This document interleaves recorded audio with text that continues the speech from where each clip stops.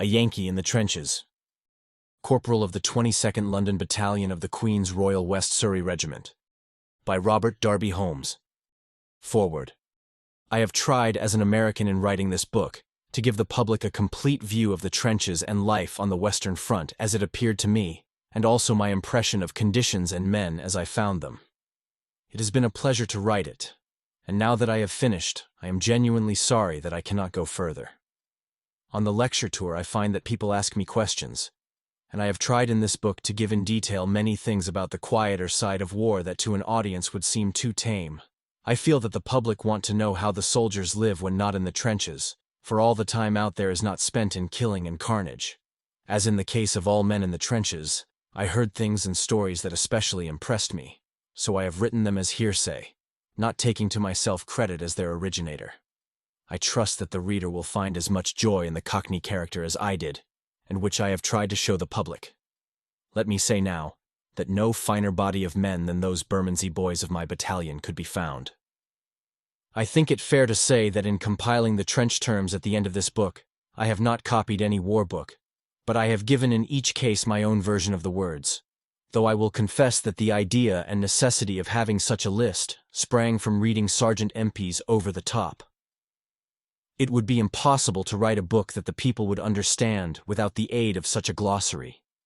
It is my sincere wish that after reading this book the reader may have a clearer conception of what this great world war means and what our soldiers are contending with, and that it may awaken the American people to the danger of Prussianism, so that when in the future there is a call for funds for Liberty Loans, Red Cross work, or YMCA, there will be no slacking, for they form the real triangular sign to a successful termination of this terrible conflict.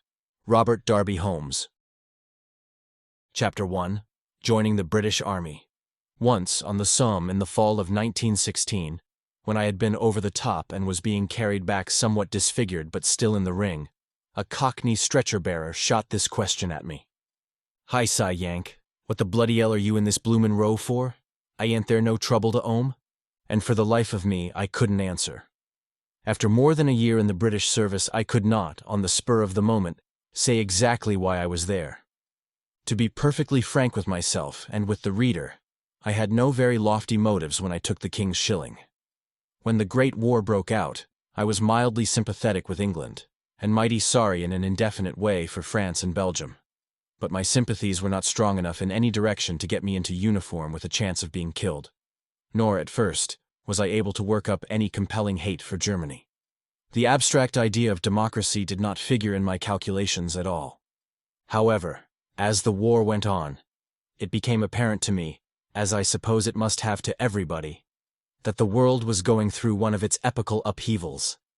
And I figured that with so much history in the making, any unattached young man would be missing it if he did not take a part in the big game.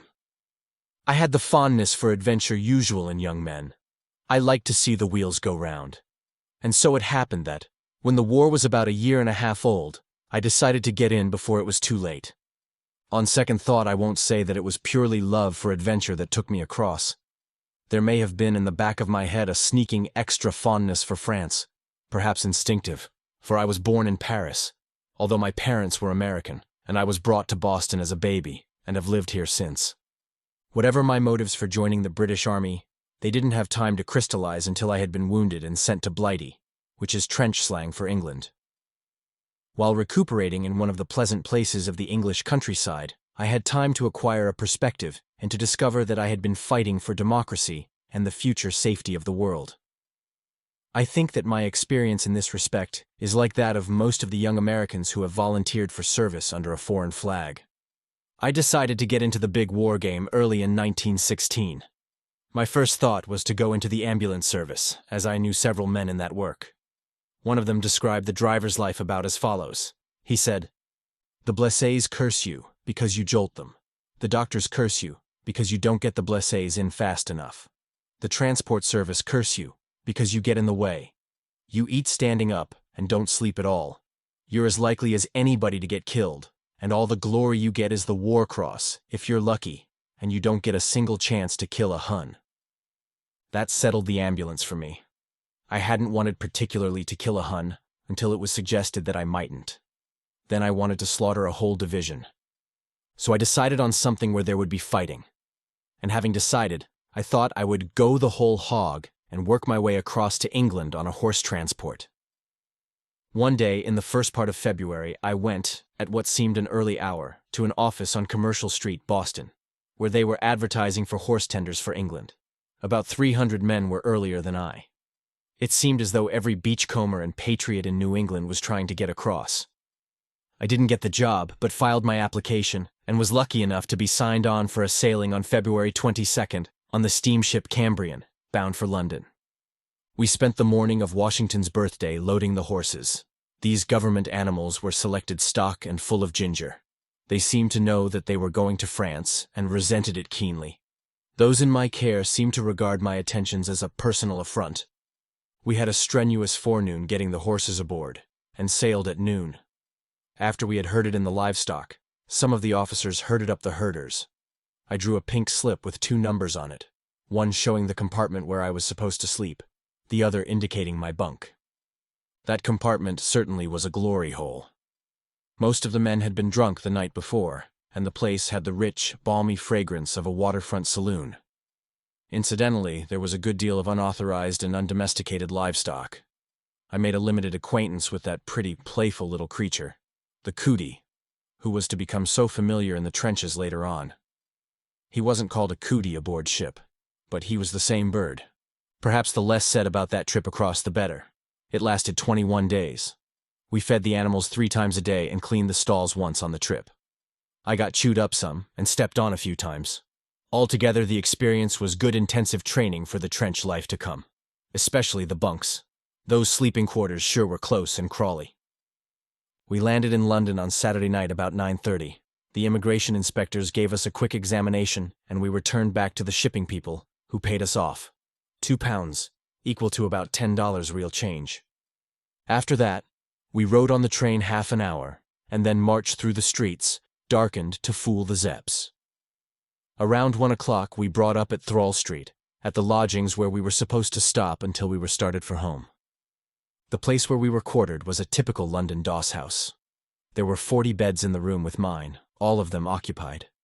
All hands were snoring, and the fellow in the next cot was going it with the cutout wide open, breaking all records. Most of the beds sagged like a hammock. Mine humped up in the middle like a pile of bricks. I was up early and was directed to the place across the way where we were to eat. It was labeled Mother Wolf's the Universal Provider. She provided just 1 meal of weak tea, moldy bread, and rancid bacon for me. After that, I went to a hotel.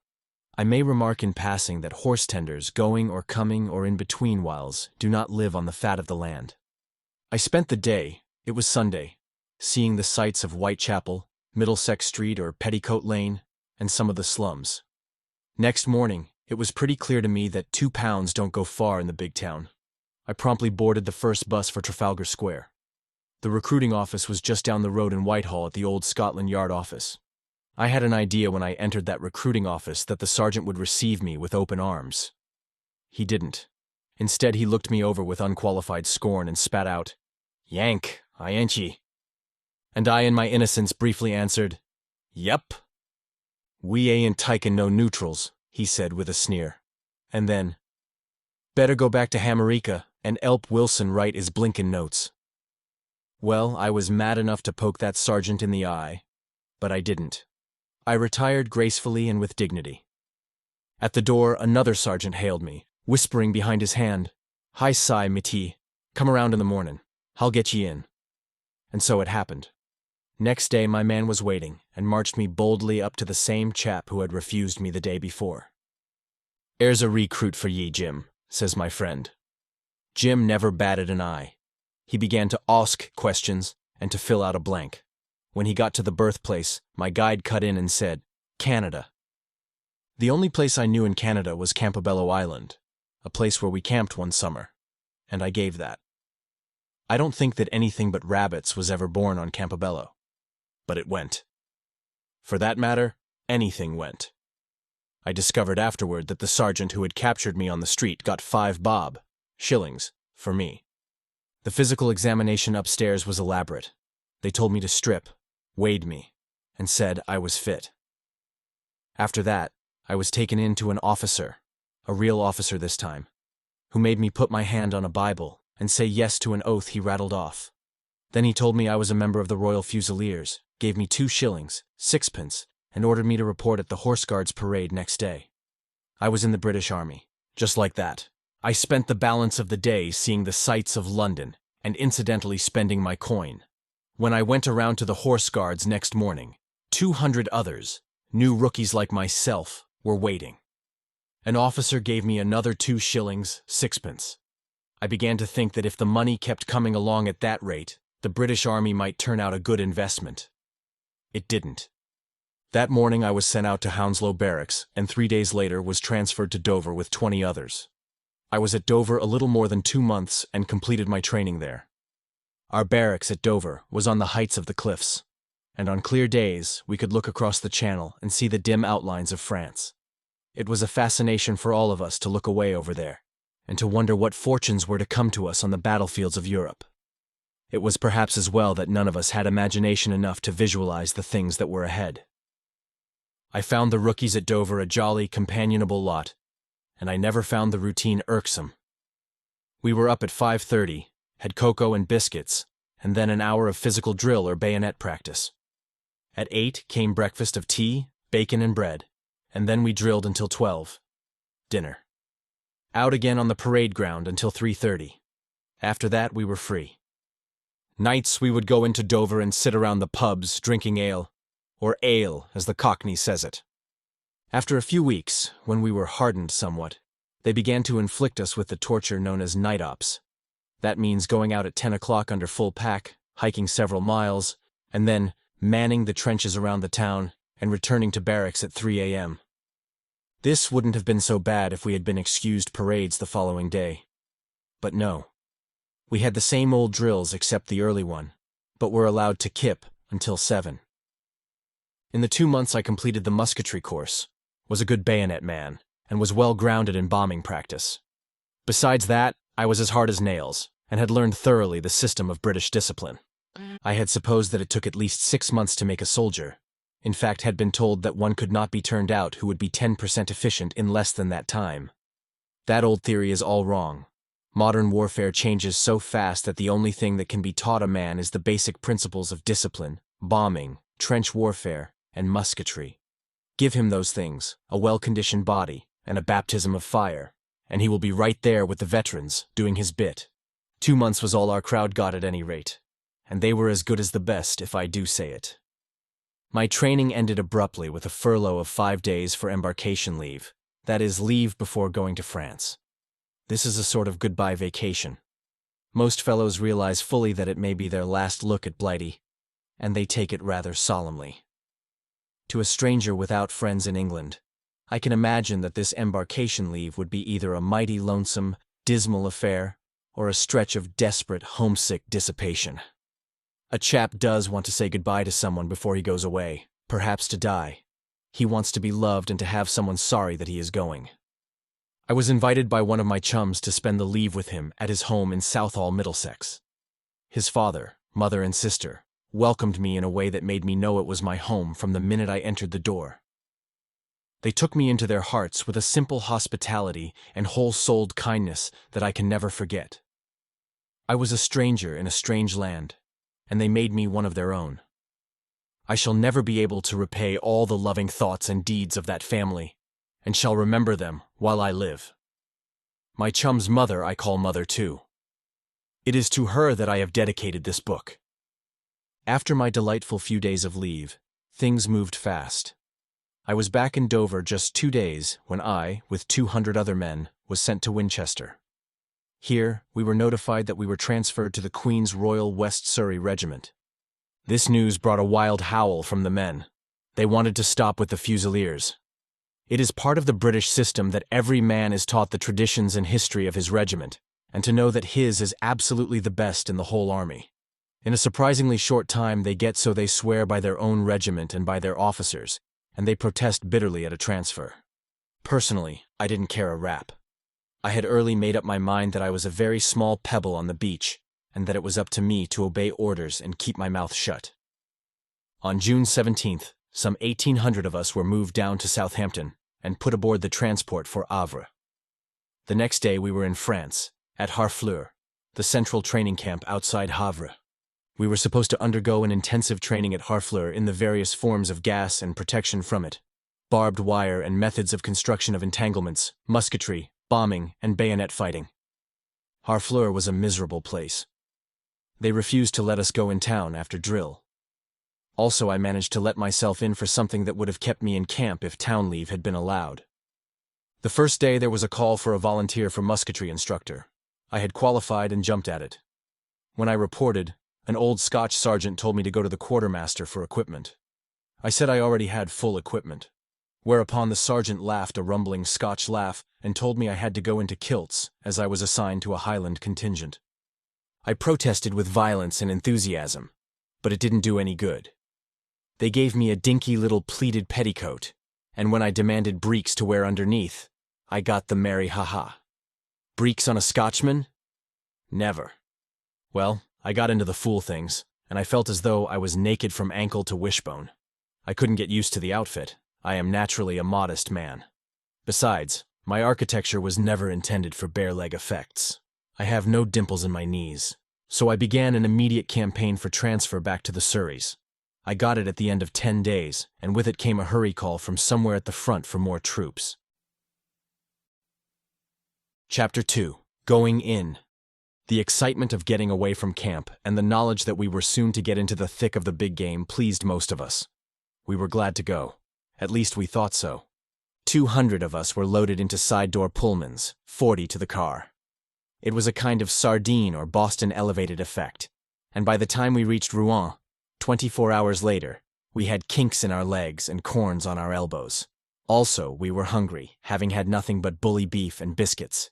We made char, which is trench slang for tea, in the station, and after 2 hours moved up the line again, this time in real coaches. Next night we were billeted at Barlin. Don't get that mixed up with Berlin, it's not the same. In an abandoned convent within range of the German guns. The roar of artillery was continuous and sounded pretty close. Now and again a shell would burst nearby with a kind of hollow spung, but for some reason we didn't seem to mind. I had expected to get the shivers at the first sound of the guns and was surprised when I woke up in the morning after a solid night's sleep. A message came down from the front trenches at daybreak that we were wanted and wanted quick.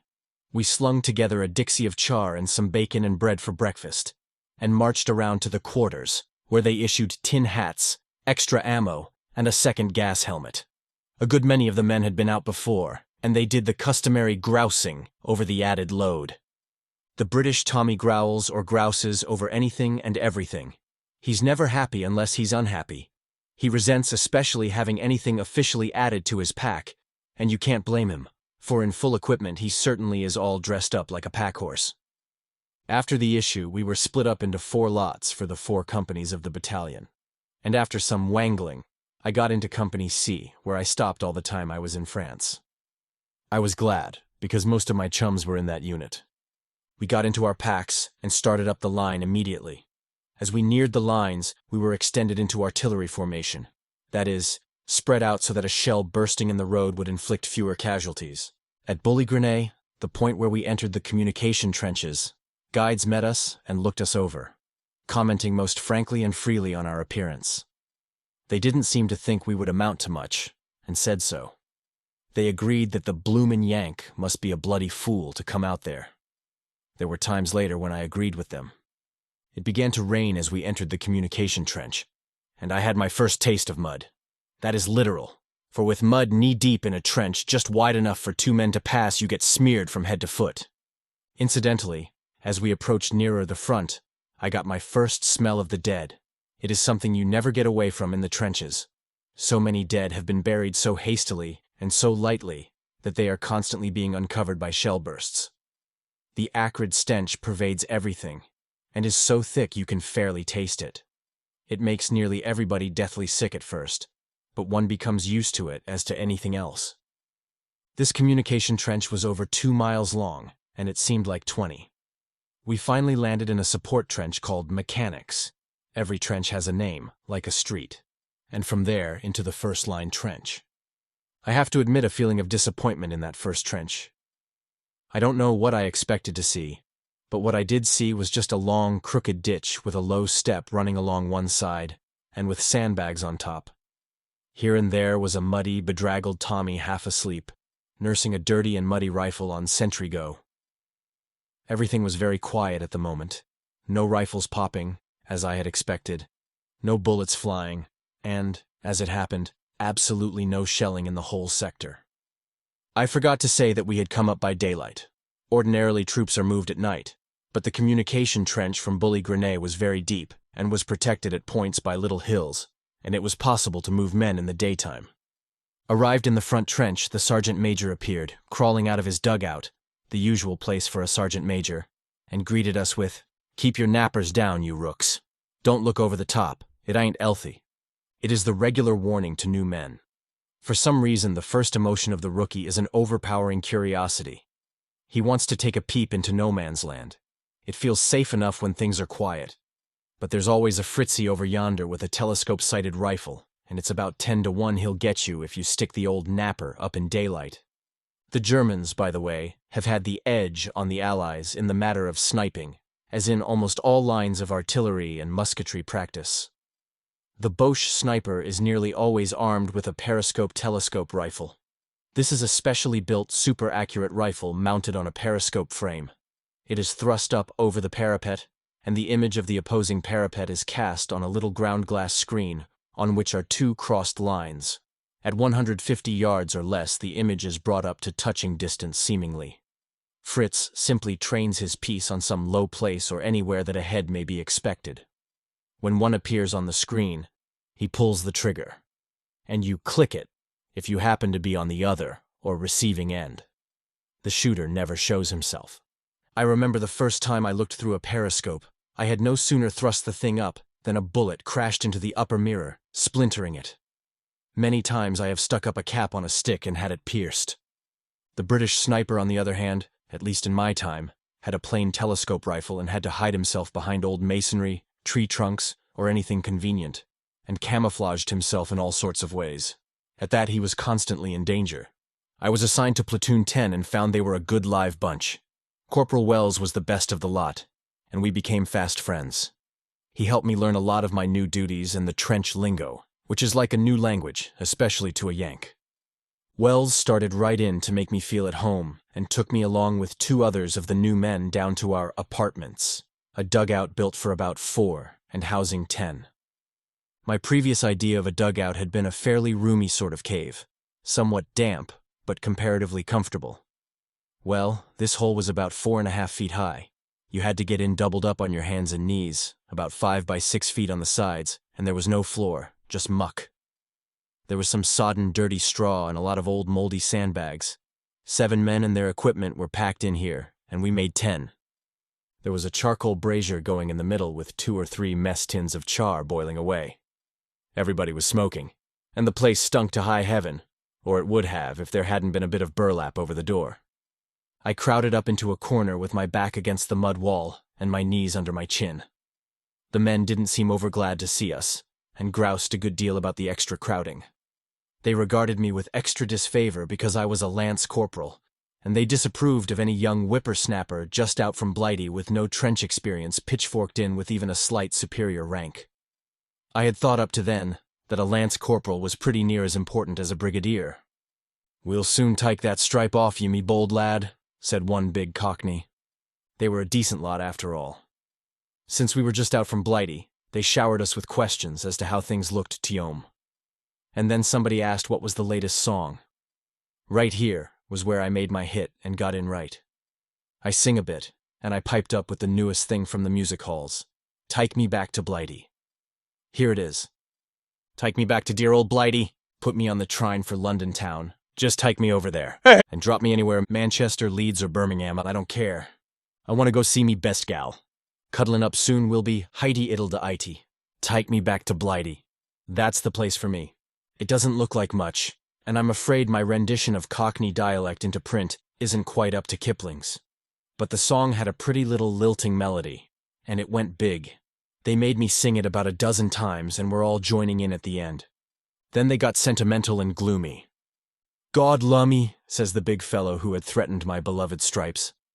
"What a life. squattin' here in the bloody mud like a blinkin' frog. Fightin' for what? What, I arsks yer? God lummy. I'd give me bloomin' napper to stroll down the Strand, again with me swagger stick and drop in a private bar and have me go of eig and eig. Garn, cuts in another Tommy. You're blinkin' I with your wants, ain't ye? And your eig and eig. Drop me down in Great Lime Street, Liverpool, and it's me for the golden sheaf, and a pint of bitter, and me a olden Ariats and over the bar. I'm a courtin' her when, etc., etc. And then a fresh-faced lad chirps up, to 'ell with your lonnin' and your wusky. Gimme a jug of cider on the sunny side of a rick in old Surrey. Gimme a happle tart to go with it. God, I'm fed up on bully beef, and so it went. All about pubs and barmaids and the things they'd eat and drink, and all of it Blighty. They were in the midst of a discussion of what part of the body was most desirable to part with for a permanent Blighty wound, when a young officer pushed aside the burlap and wedged in. He was a lieutenant and was in command of our platoon. His name was Blofeld. Blofeld was most democratic. He shook hands with the new men and said he hoped we'd be live wires. And then he told us what he wanted. There was to be a raid the next night, and he was looking for volunteers. Nobody spoke for a long minute, and then I offered. I think I spoke more to break the embarrassing silence than anything else. I think, too, that I was led a little by a kind of youthful curiosity, and it may be that I wanted to appear brave in the eyes of these men who so evidently held me more or less in contempt as a newcomer. Blofeld accepted me, and one of the other new men offered. He was taken too. It turned out that all the older men were married, and that they were not expected to volunteer. At least there was no disgrace attaching to a refusal. After Blofeld left, Sergeant Page told us we'd better get down to Kip while we could. Kip in this case meant closing our eyes and dozing. I sat humped up in my original position through the night. There wasn't room to stretch out. Along toward morning I began to itch and found I had made the acquaintance of that gay and festive little soldier's enemy, the cootie. The cootie, or the chat, as he is called by the officers, is the common body louse. Common is right. I never got rid of mine until I left the service. Sometimes when I get to thinking about it, I believe I haven't yet. Chapter 3. A Trench Raid. In the morning, the members of the raiding party were taken back a mile or so to the rear and were given instruction and rehearsal. This was the first raid that Bat had ever tried, and the staff was anxious to have it a success. There were 50 in the party, and Blofeld, who had organized the raid, beat our instructions into us until we knew them by heart. The object of a raid is to get into the enemy's trenches by stealth if possible, kill as many as possible, take prisoners if practicable, do a lot of damage, and get away with a whole hide. We got back to the front trenches just before dark. I noticed a lot of metal cylinders arranged along the parapet. They were about as big as a stovepipe and 4 feet long, painted brown. They were the gas containers. They were arranged about 4 or 5 to a traverse, and were connected up by tubes and were covered with sandbags. This was the poison gas ready for release over the top through tubes. The time set for our stunt was 11 p.m. 11 o'clock was 0. The system on the Western Front, and in fact, all fronts, is to indicate the time fixed for any event as 0. Anything before or after is spoken of as plus or minus 0. Around 5 o'clock we were taken back to Mechanic's Trench and fed, a regular meal with plenty of everything, and all good. It looked rather like giving a condemned man a hearty meal, but grub is always acceptable to a soldier. After that, we blacked our faces. This is always done to prevent the whiteness of the skin from showing under the flare lights. Also, to distinguish your own men when you get to the Boche trench. Then we wrote letters and gave up our identification discs and were served with persuader sticks or knuckle knives, and with Mills bombs. The persuader is a short, heavy bludgeon with a nail-studded head. You thump Fritz on the head with it. Very handy at close quarters. The knuckle knife is a short dagger with a heavy brass hilt that covers the hand. Also, very good for close work, as you can either strike or stab with it. We moved up to the front trenches at about 10:30. At 0-10, that is, 10 minutes of 11, our artillery opened up. It was the first bombardment I had ever been under, and it seemed as though all the guns in the world were banging away. Afterwards I found that it was comparatively light, but it didn't seem so then. The guns were hardly started when there was a sound like escaping steam. Jerry leaned over and shouted in my ear, "There goes the gas. May it finish the blighters." Blofeld came dashing up just then, very much excited because he found we had not put on our masks through some slip-up in the orders. We got into them quick. But as it turned out, there was no need. There was a 15-mile wind blowing, which carried the gas away from us very rapidly. In fact, it blew it across the Boche trenches so fast that it didn't bother them either. The barrage fire kept up right up to 0, as per schedule. At 30 seconds of 11, I looked at my watch, and the din was at its height. At exactly 11, it stopped short.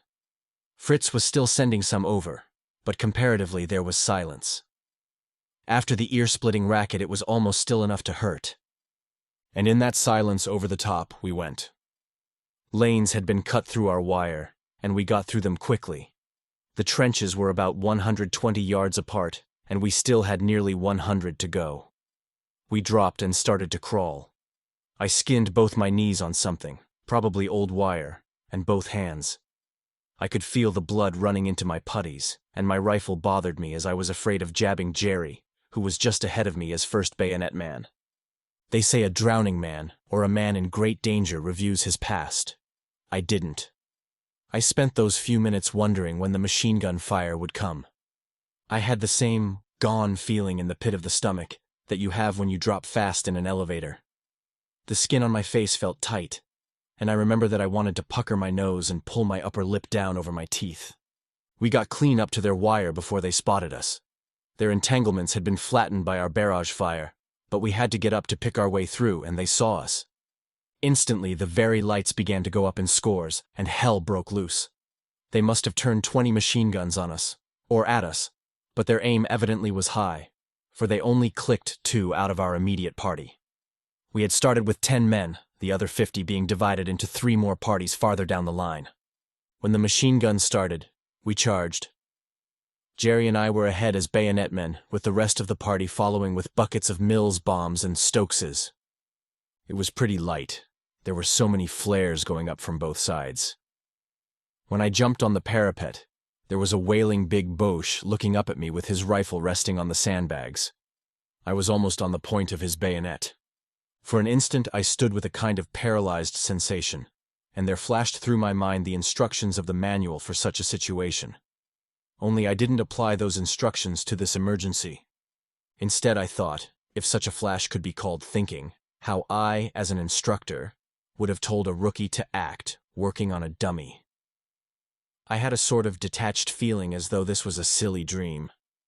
Probably this hesitation didn't last more than a second. Then, out of the corner of my eye, I saw Jerry lunge, and I lunged too. Why that Boche did not fire, I don't know. Perhaps he did and missed. Anyhow, I went down and in on him, and the bayonet went through his throat. Jerry had done his man in, and all hands piled into the trench. Then we started to race along the traverses. We found a machine gun and put an 11-pound high-explosive Stokes under it. 3 or 4 Germans appeared running down communication trenches, and the bombers sent a few Millses after them. Then we came to a dugout door. In fact, several, as Fritz, like a woodchuck, always has more than one entrance to his burrow. We broke these in jig time and looked down a 30-foot hole on a dugout full of graybacks. There must have been a lot of them. I could plainly see 4 or 5 faces looking up with surprised expressions. Blofeld chucked in 2 or 3 Millses and away we went. A little farther along, we came to the entrance of a mine shaft, a kind of incline running toward our lines. Blofeld went in it a little way and flashed his light. He thought it was about 40 yards long. We put several of our remaining Stokeses in that, and wrecked it. Turning the corner of the next traverse, I saw Jerry drop his rifle and unlimber his persuader on a huge German who had just rounded the corner of the bay. He made a good job of it, getting him in the face, and must have simply caved him in, but not before he had thrown a bomb. I had broken my bayonet prying the dugout door off and had my gun upended, clubbed. When I saw that bomb coming, I bunted at it like Ty Cobb trying to sacrifice. It was the only thing to do. I choked my bat and poked at the bomb instinctively, and by sheer good luck fouled the thing over the parapet. It exploded on the other side. "Blim eyes," says Jerry. "That's cool work. You saved us the wooden cross that time." We had found 2 more machine guns and were planting Stokeses under them when we heard the Lewises giving the recall signal. A good gunner gets so he can play a tune on a Lewis, and the device is frequently used for signals. This time he thumped out the old one. All policemen have big feet. Rat-a-tat-tat-tat-tat. It didn't come any too soon. As we scrambled over the parapet, we saw a big party of Germans coming up from the second trenches. They were out of the communication trenches and were coming across lots. There must have been 50 of them, outnumbering us 5 or 6 to 1. We were out of bombs. Jerry had lost his rifle, and mine had no ammo. Blofeld fired the last shot from his revolver, and believe me, we hooked it for home. We had been in their trenches just 3.5 minutes. Just as we were going through their wire, a bomb exploded near, and got Jerry in the head. We dragged him in, and also the 2 men that had been clicked on the first fire. Jerry got Blighty on his wound, but was back in 2 months. The second time he wasn't so lucky. He lies now somewhere in France with a wooden cross over his head. Did that muddy old trench look good when we tumbled in? Oh boy. The staff was tickled to pieces and complimented us all. We were sent out of the lines that night, and in billets got hot food, high-grade fags, a real bath, a good stiff rum ration, and letters from home. Next morning we heard the results of the raid. 1 party of 12 never returned. Besides that, we lost 7 men killed. The German loss was estimated at about 100 casualties, 6 machine guns and several dugouts destroyed, and 1 mine shaft put out of business. We also brought back documents of value found by 1 party in an officer's dugout. Blofeld got the military cross for the night's work, and several of the enlisted men got the DCM. Altogether, it was a successful raid. The best part of it was getting back. Chapter 4. A few days' rest in billets. After the strafing we had given Fritz on the raid, he behaved himself reasonably well for quite a while. It was the first raid that had been made on that sector for a long time, and we had no doubt caught the Germans off their guard. Anyhow, for quite a spell afterwards they were very windy, and would send up the very lights on the slightest provocation, and start the typewriters a-rattling. Fritz was right on the job with his eye peeled all the time. In fact, he was so keen that another raid that was attempted 10 days later failed completely because of a rapidly concentrated and heavy machine gun fire.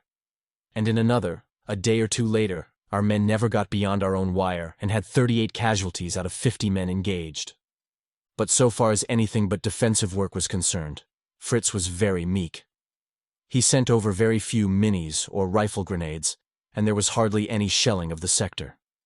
Directly after the raid, we who were in the party had a couple of days on our own at the little village of Blighty, less than 3 miles behind the lines. This is directly opposite Lens, the better-known town which figures so often in the dispatches. Blighty had been a place of perhaps 1,000 people. It had been fought over and through and around early in the war, and was pretty well battered up. There were a few houses left unhit, and the town hall and several shops. The rest of the place was ruins, but about 200 of the inhabitants still stuck to their old homes. For some reason the Germans did not shell Blighty. That is, not often. Once in a while they would lob one in just to let the people know they were not forgotten. There was a suspicion that there were spies in the town, and that accounted for the Germans laying off. But whatever was the cause, the place was safer than most villages so near the lines. Those 2 days in repose at Blighty were a good deal of a farce. We were entirely on our own, it is true. No parade, no duty of any kind. But the quarters. Oof! We were billeted in the cellars of the battered-down houses. They weren't shell-proof. That didn't matter much, as there wasn't any shelling. But there might have been. The cellars were dangerous enough without, what with tottering walls and overhanging chunks of masonry. Moreover, they were a long way from waterproof. Imagine trying to find a place to sleep in an old ruin half full of rainwater. The dry places were piled up with brick and mortar, but we managed to clean up some half-sheltered spots for Kip, and we lived through it. The worst feature of these billets was the rats. They were the biggest I ever saw, great, filthy, evil-smelling grayish-red fellows, as big as a good-sized cat. They would hop out of the walls and scuttle across your face with their wet, cold feet, and it was enough to drive you insane. One chap in our party had a natural horror of rats, and he nearly went crazy. We had to kip with our greatcoats pulled up over our heads, and then the beggars would go down and nibble at our boots. The first day somebody found a fox terrier, evidently lost and probably the pet of some officer. We weren't allowed to carry mascots, although we had a kitten that we smuggled along for a long time. This terrier was a well-bred little fellow, and we grabbed him. We spent a good part of both mornings digging out rats for him and staged some of the grandest fights ever. Most of the day we spent at a little estaminet across the way from our so-called billets. There was a pretty mademoiselle there who served the rotten French beer and vin blanc, and the Tommies tried their French on her. They might as well have talked Choctaw. I speak the language a little and tried to monopolize the lady, and did, which didn't increase my popularity any. "I say, Yank," someone would call, "don't be a blinkin' og, give somebody else a chance." Whereupon I would pursue my conquest all the more ardently. I was making a large hit, as I thought, when in came an officer. After that I was ignored, to the huge delight of the Tommies, who joshed me unmercifully. They discovered that my middle name was Darby, and they christened me Darby the Yank. Darby I remained as long as I was with them. Some of the questions the men asked about the States were certainly funny. One chap asked what language we spoke over here. I thought he was spoofing, but he actually meant it. He thought we spoke something like Italian, he said. I couldn't resist the temptation, and filled him up with a line of ghost stories about wild Indians just outside Boston. I told him I left because of a raid in which the Redskins scalped people on Boston Common. After that he used to pester the life out of me for Wild West yarns with the scenes laid in New England. One chap was amazed and, I think, a little incredulous because I didn't know a man named Fisk in Des Moines. We went back to the trenches again and were there 5 days. I was out one night on barbed wire work, which is dangerous at any time, and was especially so with Fritz in his condition of jumpy nerves. You have to do most of the work lying on your back in the mud, and if you jingle the wire, Fritz traverses no man's land with his rapid firers, with a fair chance of bagging something. I also had one night on patrol, which later became my favorite game. I will tell more about it in another chapter. At the end of the 5 days, the whole battalion was pulled out for rest. We marched a few miles to the rear and came to the village of Petit Saint. This town had been fought through, but for some reason had suffered little. Few of the houses had been damaged, and we had real billets. My section, 10 men besides myself, drew a big attic in a clean house. There was loads of room, and the roof was tight, and there were no rats. It was oriental luxury after Bully Grenay in the trenches, and for a wonder nobody had a word of grousing over kipping on the bare floor. The house was occupied by a very old peasant woman, and a very little girl, 3 years old, and as pretty as a picture. The old woman looked ill and sad and very lonesome. One night, as we sat in her kitchen drinking black coffee and cognac, I persuaded her to tell her story. It was, on the whole, rather a cruel thing to ask, I am afraid. It is only one of many such that I heard over there. France has, indeed, suffered. I set down here, as nearly as I can translate, what the old woman said. Monsieur, I am very, very old now, almost 80, but I am a patriot, and I love my France. I do not complain that I have lost everything in this war. I do not care now, for I am old, and it is for my country. But there is much sadness for me to remember, and it is with great bitterness that I think of the pig Allemand, beast that he is. 2 years ago I lived in this house, happy with my daughter and her husband and the little baby, and my husband, who worked in the mines. He was too old to fight, but when the Great War came he tried to enlist, but they would not listen to him, and he returned to work that the country should not be without coal. The beau-fils, son-in-law, he enlisted and said goodbye and went to the service. By and by the Boches come, and in a great battle not far from this very house the beau-fils is wounded very badly, and is brought to the house by comrades to die. The Boches come into the village, but the beau-fils is too weak to go. The Boches come into the house, seize my daughter, and there, they, oh, monsieur, the things one may not say, and we so helpless. Her father tries to protect her, but he is knocked down. I try, but they hold my feet over the fire until the very flesh cooks. See for yourselves the burns on my feet still. My husband dies from the blow he gets, for he is very old, over 90. Just then, mon beau-fils sees a revolver that hangs by the side of the German officer, and putting all his strength together, he leaps forward and grabs the revolver. and there he shoots the officer, and my poor little daughter. And then he says goodbye, and through the head sends a bullet. The Germans did not touch me but once after that, and then they knocked me to the floor when they came after the pig officer. By and by come you English, and all is well for dear France once more. But I am very desolate now. I am alone, but for the petite fille, granddaughter. But I love the English, for they save my home and my dear country. I heard a good many stories of this kind off and on, but this particular one, I think, brought home, to me at least, the general beastliness of the Hun closer than ever before. We all loved our little kitty very much, and when we saw the evidence of the terrible cruelties the poor old woman had suffered, we saw red. Most of us cried a little. I think that one story made each of us that heard it a mean, vicious fighter for the rest of our service. I know it did me. One of the first things a British soldier learns is to keep himself clean. He can't do it, and he's as filthy as a pig all the time he is in the trenches. But he tries. He is always shaving, even under fire, and show him running water, and he goes to it like a duck.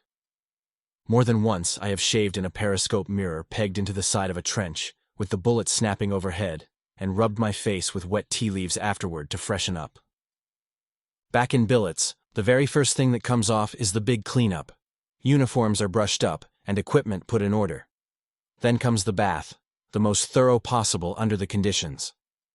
After that comes the cootie carnival, better known as the shirt hunt. The cootie is the soldier's worst enemy. He's worse than the Hun. You can't get rid of him wherever you are, in the trenches or in billets, and he sticks closer than a brother. The cootie is a good deal of an acrobat. His policy of attack is to hang on to the shirt and to nibble at the occupant. Pull off the shirt and he comes with it, hence the shirt hunt. Tommy gets out in the open somewhere so as not to shed his little companions indoors. There's always enough there anyhow, and he peels. Then he systematically runs down each seam, the cootie's favorite hiding place, catches the game, and ends his career by cracking him between the thumbnails. For some obscure psychological reason, Tommy seems to like company on one of these hunts. Perhaps it is because misery loves company, or it may be that he likes to compare notes on the catch.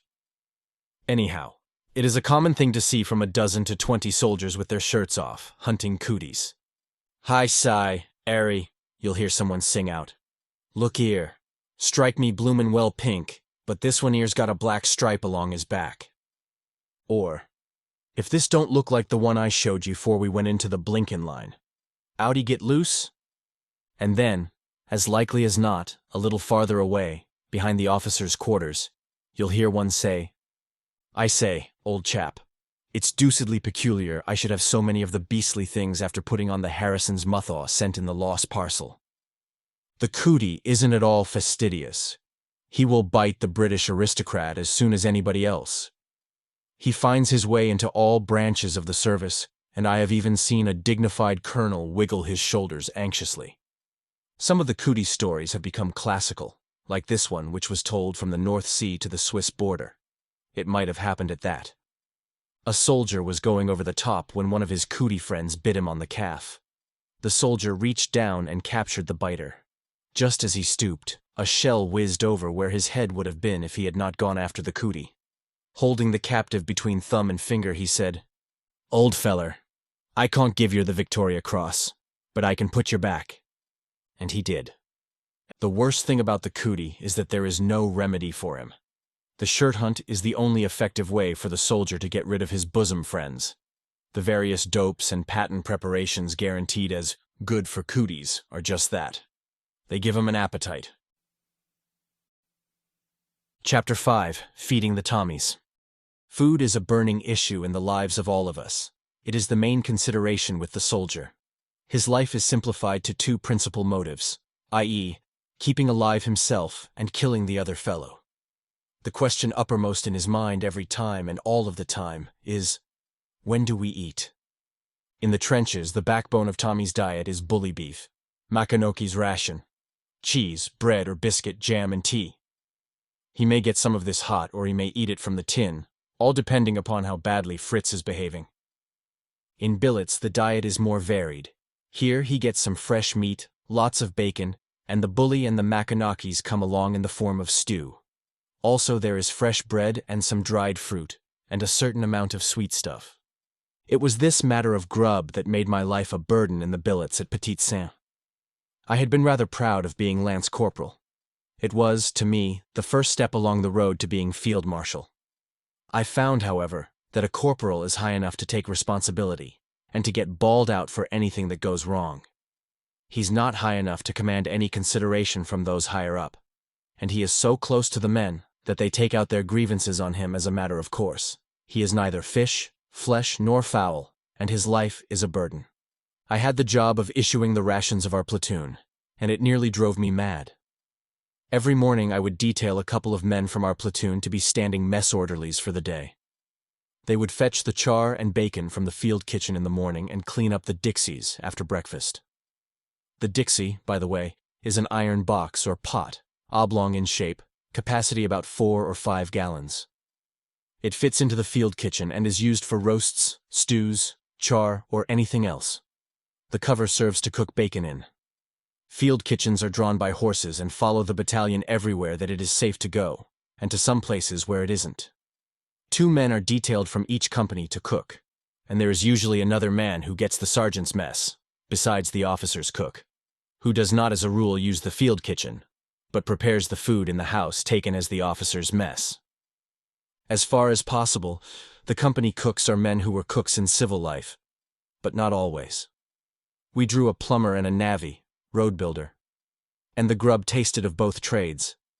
The way our company worked, the kitchen problem was to have stew for 2 platoons one day and roast dinner for the others, and then reverse the order next day, so that we didn't have stew all the time.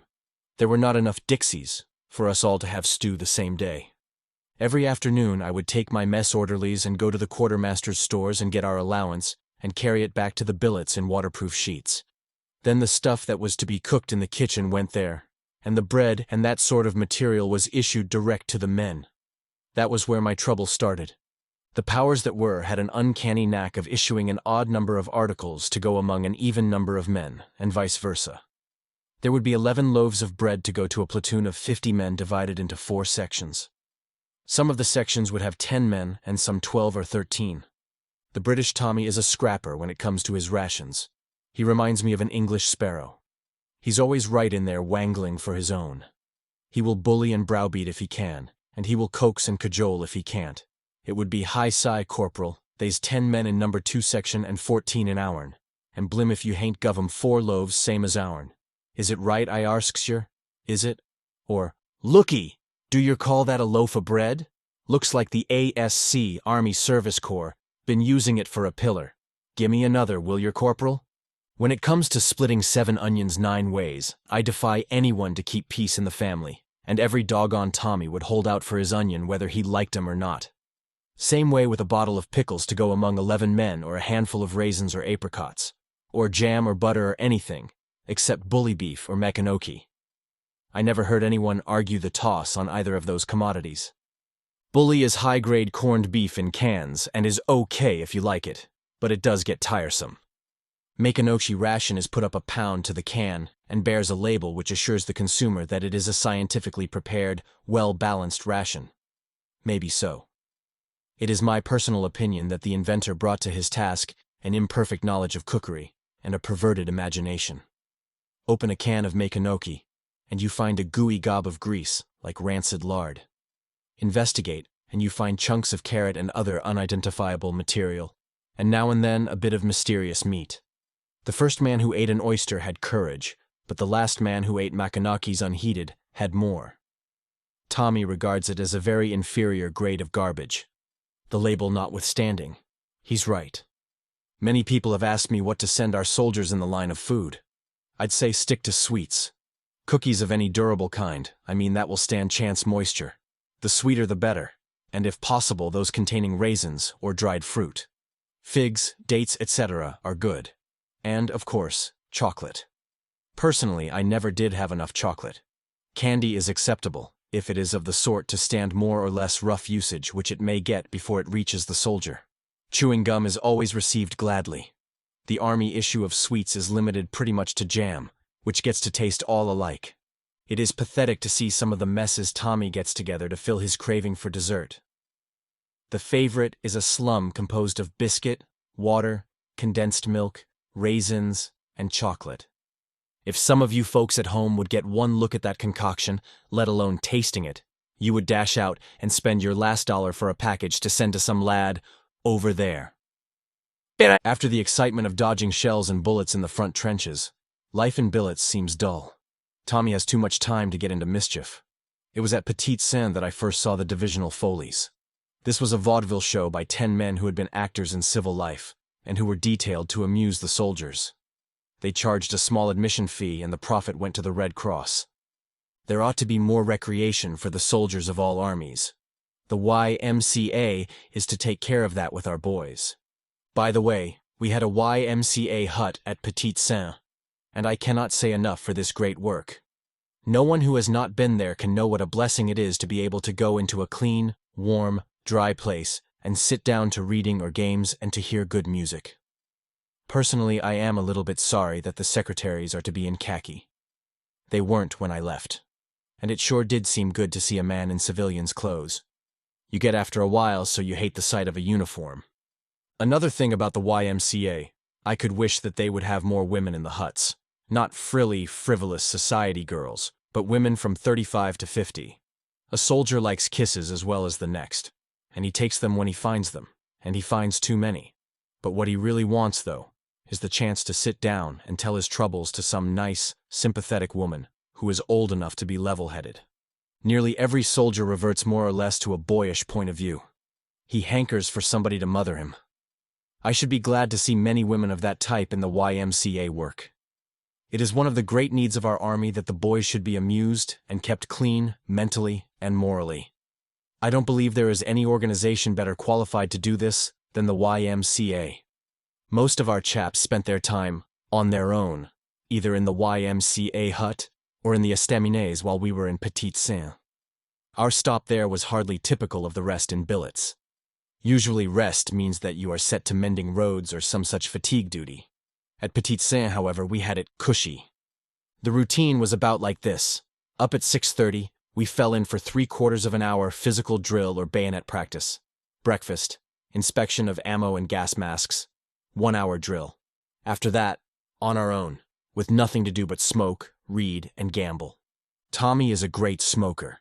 He gets a fag issue from the government, if he is lucky, of 2 packets or 20 a week. This lasts him with care about 2 days. After that he goes smokeless unless he has friends at home to send him a supply. I had friends in London who sent me about 500 fags a week, and I was consequently popular while they lasted. This took off some of the curse of being a lance corporal. Tommy has his favorite in fags like anybody else. He likes, above all, wild woodbines. This cigarette is composed of glue, cheap paper, and a poor quality of hay. Next in his affection comes gold flakes, pretty near as bad. People over here who have boys at the front mustn't forget the cigarette supply. Send them along early and often. There'll never be too many. Smoking is one of the soldiers' few comforts. 2 bits worth of makins a week will help one lad make life endurable. It's cheap at the price. Come through for the smoke fund whenever you get the chance.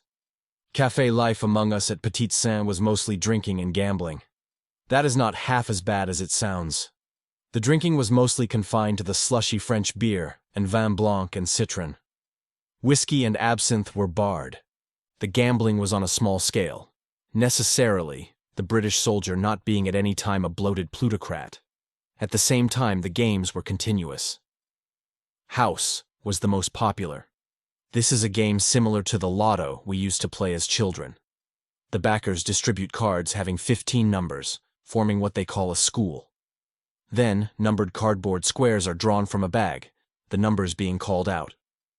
When a number comes out which appears on your card, you cover it with a bit of match. If you get all your numbers covered, you call out house, winning the pot. If there are 10 people in at a franc a head, the banker holds out 2 francs, and the winner gets 8. It is really quite exciting, as you may get all but one number covered and be rooting for a certain number to come.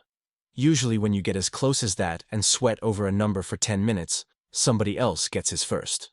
Corporal Wells described the game as one where the winner, allers aus, and the rest, allers L. Some of the nicknames for the different numbers remind one of the slang of the crapshooter. For instance, Kelly's eye means 1. Clickety-click is 66. Top of the house is 90. Other games are Crown and Anchor, which is a dice game, and Pontoon, which is a card game similar to 21 or 7.5. Most of these are mildly discouraged by the authorities, house being the exception. But in any estaminet in a billet town, you'll find one or all of them in progress all the time. The winner usually spends his winnings for beer, so the money all goes the same way, game or no game. When there are no games on, there is usually a sing-song going. We had a merry young nuisance in our platoon named Rolf, who had a voice like a frog, and who used to insist upon singing on all occasions. Rolfie would climb on the table in the estaminet and sing numerous unprintable verses of his own, entitled, "Oh, what a merry place is Hengland." The only redeeming feature of this song was the chorus, which everybody would roar out and which went like this: "Cheer, ye beggars, cheer! Britannia rules the wave. Hard times, short times. Never'll come again. Shouting out at the top of your lungs, damn the German army. Oh, what a lovely place is Hengland." Our 10 days en repos at Petit Saint came to an end all too soon. On the last day we lined up for our official bath. Petit Saint was a coal mining town. The mines were still operated, but only at night. This to avoid shelling from the Boche long-distance artillery, which are fully capable of sending shells and hitting the mark at 18 miles. The water system of the town depended upon the pumping apparatus of the mines. Every morning early, before the pressure was off, all hands would turn out for a general sluicing under the hydrants. We were as clean as could be and fairly free of cooties at the end of a week, but official red tape demanded that we go through an authorized scouring. On the last day we lined up for this at dawn before an old warehouse which had been fitted with crude showers. We were turned in 20 in a batch, and were given 4 minutes to soap ourselves all over and rinse off. I was in the last lot, and had just lathered up good and plenty when the water went dead. If you want to reach the acme of stickiness, try this stunt. I felt like the inside of a mucilage bottle for a week. After the official purification, we were given clean underwear. And then there was a howl. The fresh underthings had been boiled and sterilized, but the immortal cootie had come through unscathed and in all its vigor. Corporal Wells raised a pathetic wail. "Blim eyes, mighty. I got more'n 200 now, and this supposed to be a bloomin' clean shirt. Why, the blinkin' thing's as lousy as a cuckoo now, and me just a-gittin' rid of the bloomin' chats on me old un. Strike me pink if it hain't a bleedin' crime. Someone ought to write to John Bull about it." John Bull is the English paper of that name published by Horatio Bottomley, which makes a specialty of publishing complaints from soldiers and generally criticizing the conduct of army affairs. Well, we got through the bath, and the next day were on our way. This time it was up the line to another sector. My one taste of trench action had made me keen for more excitement, and in spite of the comfortable time at Petit Saint, I was glad to go. I was yet to know the real horrors and hardships of modern warfare. There were many days in those to come when I looked back upon Petit Saint as a sort of heaven. Chapter 6. Hiking to Vimy Ridge. We left Petit Saint about 9 o'clock Friday night and commenced our march for what we were told would be a short hike. It was pretty warm and muggy. There was a thin, low-lying mist over everything, but clear enough above, and there was a kind of poor moonlight. There was a good deal of delay in getting away, and we had begun to sweat before we started, as we were equipped as usual with about 80 pounds weight on the back and shoulders. That 80 pounds is theoretical weight. As a matter of practice, the pack nearly always runs 10 and even 20 pounds over the official equipment, as Tommy is a great little accumulator of junk. I had acquired the souvenir craze early in the game, and was toting excess baggage in the form of a Boche helmet, a mess of shell noses, and a smashed German automatic. All this ran to weight. I carried a lot of this kind of stuff all the time I was in the service, and was constantly thinning out my collection or adding to it. When you consider that a soldier has to carry everything he owns on his person, you'd say that he would want to fly light, but he doesn't. And that reminds me, before I forget it, I want to say something about sending boxes over there.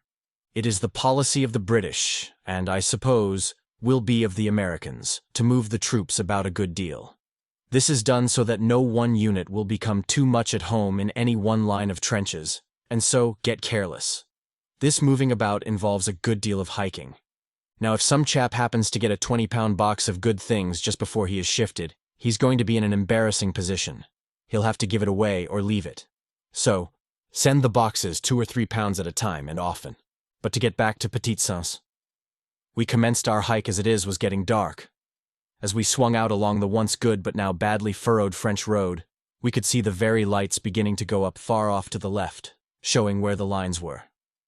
We could distinguish between our own starlights and the German by the intensity of the flare, theirs being much superior to ours, so much so that they send them up from the second-line trenches.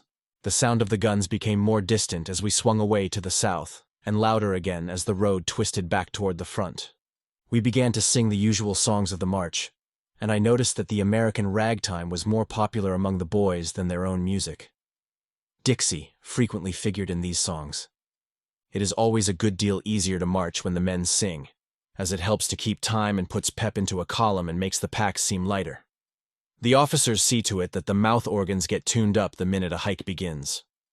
At the end of each hour we came to a halt for the regulation 10 minutes rest. Troops in heavy marching order move very slowly, even with the music, and the hours drag. The 10 minutes rest, though, goes like a flash. The men keep an eye on the watches and wangle for the last second. We passed through 2 ruined villages with the battered walls sticking up like broken teeth and the gray moonlight shining through empty holes that had been windows. The people were gone from these places, but a dog howled over yonder. Several times we passed batteries of French artillery, and jokes and laughter came out of the half-darkness. Topping a little rise, the moon came out bright, and away ahead the silver ribbon of the Souchez gleamed for an instant. The bare poles that once had been Vimy wood were behind us, and to the right, to the left, a pulverized ruin where houses had stood.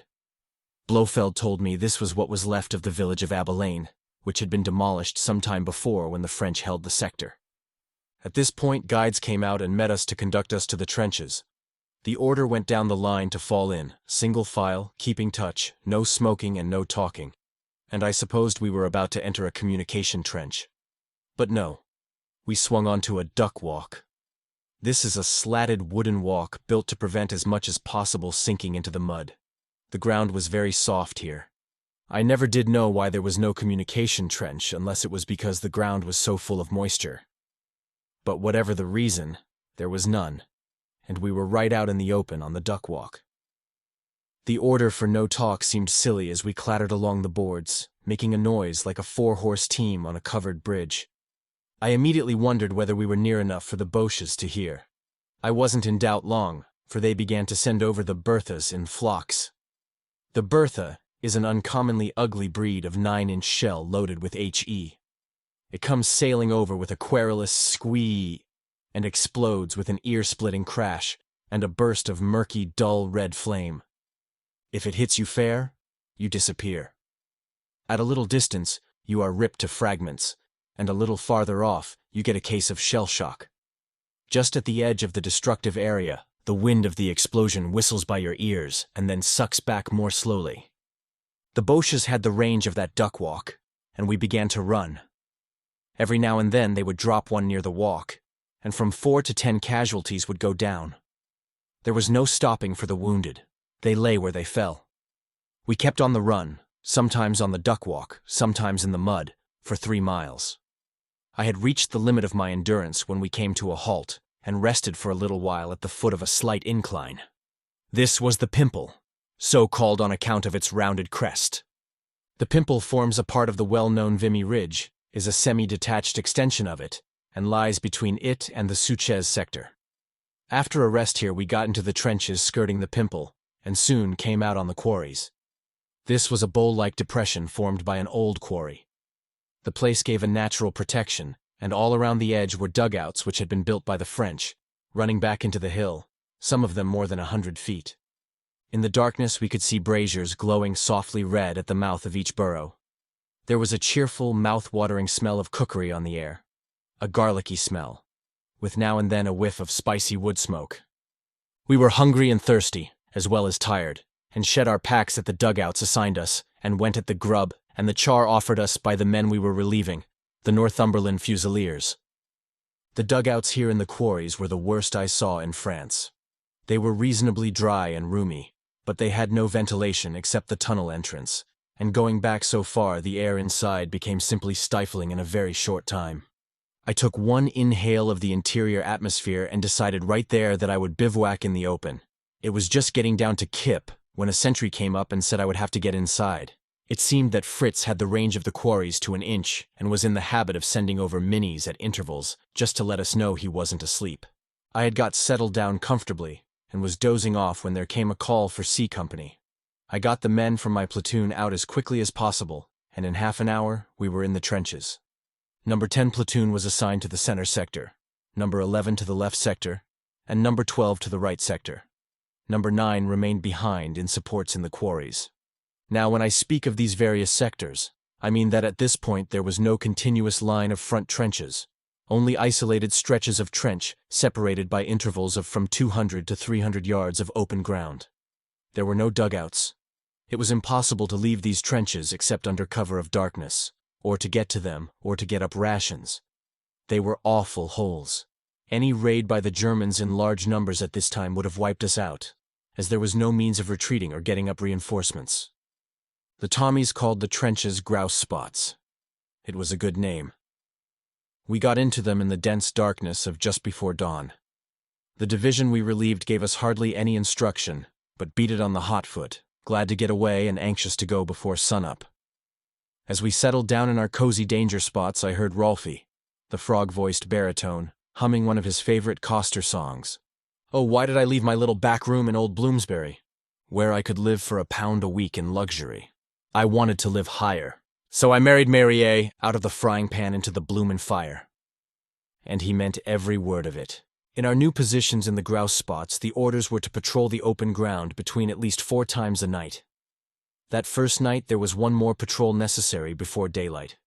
Tired as I was, I volunteered for it. I had had one patrol before, opposite Bully Grenay, and thought I liked the game. I went over with one man, a fellow named Bellinger. We got out and started to crawl. All we knew was that the left sector was 200 yards away. Machine gun bullets were squealing and snapping overhead pretty continuously, and we had to hug the dirt. It is surprising to see how flat a man can keep and still get along at a good rate of speed. We kept straight away to the left and presently got into wire, and then we heard German voices. Ow! I went cold all over. Then some very lights went up and I saw the Boche parapet not 20 feet away. Worst of all, there was a little lane through their wire at that point, and there would be no doubt a saphead or a listening post near. I tried to lie still and burrow into the dirt at the same time. Nothing happened. Presently the lights died, and Bellinger gave me a poke in the ribs. We started to crawfish. Why we weren't seen I don't know, but we had gone all of 100 feet before they spotted us. Fortunately, we were on the edge of a shallow shell hole when the sentry caught our movements, and Fritz cut loose with the typewriters. We rolled in. A perfect torrent of bullets ripped up the dirt and cascaded us with gravel and mud. The noise of the bullets crackling a yard above us was deafening. The fusillade stopped after a bit. I was all for getting out and away immediately. Bellinger wanted to wait a while. We argued for as much as 5 minutes, I should think, and then the lights having gone out, I took matters in my own hands, and we went away from there. Another piece of luck. We weren't more than a minute on our way when a pair of bombs went off about over the shell hole. Evidently some bold hiney had chucked them over to make sure of the job in case the machines hadn't. It was a close pinch. 2 close pinches. I was in places afterwards where there was more action and more danger, but, looking back, I don't think I was ever sicker or scareder. I would have been easy meat if they had rushed us. We made our way back slowly, and eventually caught the gleam of steel helmets. They were British. We had stumbled upon our left sector. We found out then that the line curved, and that instead of the left sector being directly to the left of ours, the center, it was to the left and to the rear. Also, there was a telephone wire running from one to the other. We reported, and made our way back to the center in about 5 minutes by feeling along the wire. That was our method afterwards, and the patrol was cushy for us. Chapter 7. Fascination of Patrol Work. I want to say a word right here about patrol work in general, because for some reason it fascinated me and was my favorite game. If you should be fortunate, or unfortunate enough as the case might be, to be squatting in a frontline trench this fine morning and looking through a periscope, you wouldn't see much. Just over the top, not more than 20 feet away, would be your barbed wire entanglements, a thick network of wire stretched on iron posts nearly waist-high, and perhaps 12 or 15 feet across. Then there would be an intervening stretch of from 50 to 150 yards of no man's land, a tortured, torn expanse of muddy soil, pitted with shell craters, and over beyond, the German wire and his parapet. There would be nothing alive visible. There would probably be a few corpses lying about or hanging in the wire. Everything would be still except for the flutter of some rag of a dead man's uniform. Perhaps not that. Daylight movements in no man's land are somehow disconcerting. Once I was in a trench where a leg, a booted German leg, stuck up stark and stiff out of the mud not 20 yards in front. Some idiotic joker on patrol hung a helmet on the foot, and all the next day that helmet dangled and swung in the breeze. It irritated the periscope watchers, and the next night it was taken down. Ordinarily, however, there is little movement between the wires, nor behind them. And yet you know that over yonder, there are thousands of men lurking in the trenches and shelters. After dark, these men, or some of them, crawl out like hunted animals and prowl in the black mystery of no man's land. They are the patrol. The patrol goes out armed and equipped lightly. He has to move softly, and at times very quickly. It is his duty to get as close to the enemy lines as possible and find out if they are repairing their wire or if any of their parties are out, and to get back word to the machine gunners, who immediately cut loose on the indicated spot. Sometimes he lies with his head to the ground over some suspected area, straining his ears for the faint scrape, scrape. That means a German mining party is down there, getting ready to plant a ton or so of high explosive, or, it may be, is preparing to touch it off at that very moment. Always the patrol is supposed to avoid encounter with enemy patrols.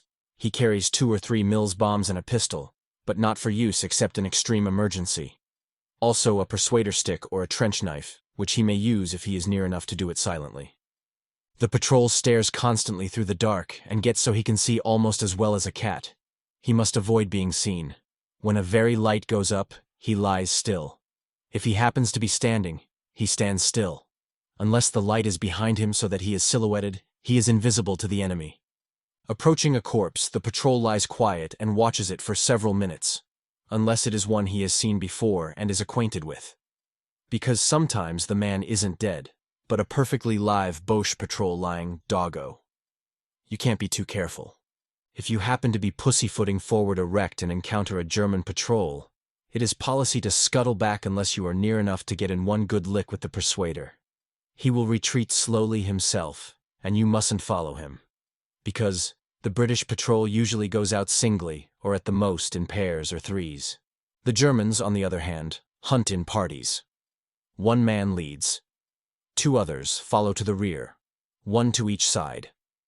And then 2 more, and 2 more, so that they form a V, like a flock of geese.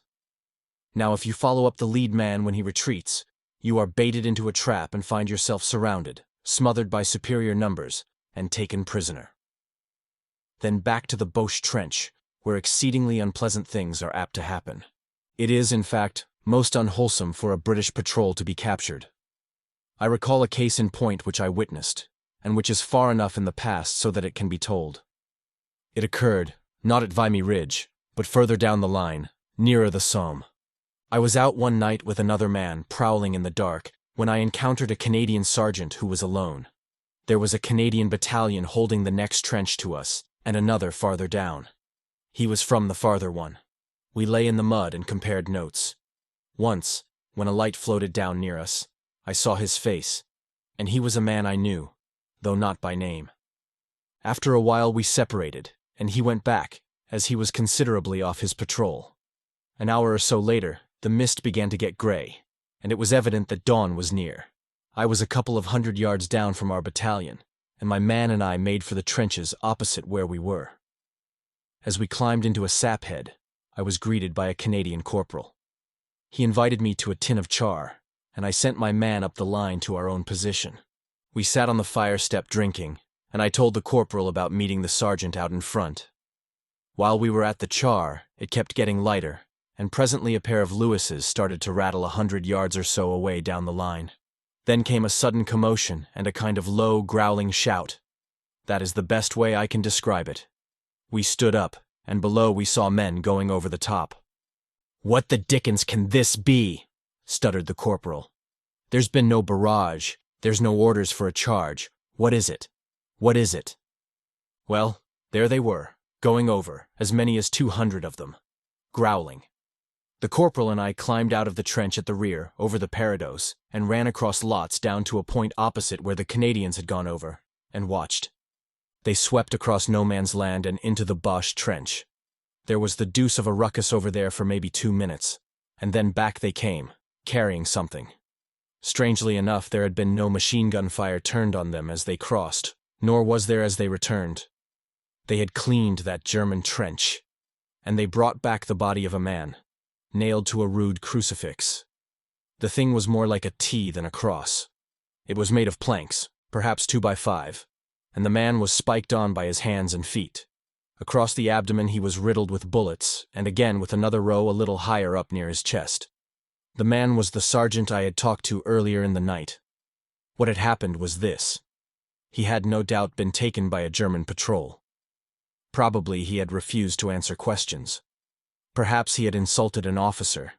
They had crucified him and held him up above the parapet. With the first light, his own comrades had naturally opened on the thing with the Lewises, not knowing what it was. When it got lighter, and they recognized the hellish thing that had been done to one of their men, they went over. Nothing in this world could have stopped them. The M.O. who viewed the body said that without question the man had been crucified alive. Also, it was said that the same thing had happened before.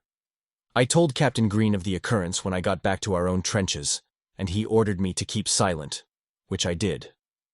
It was feared that if the affair got about, the men would be windy on patrol. However, the thing did get about and was pretty well talked over. Too many saw it. The Canadians were reprimanded for going over without orders, but they were not punished, for their officers went with them, led them. Occasionally the temptation is too great. Once I was out on patrol alone, having sent my man back with a message, when I encountered a Heine. I was lying down at the time.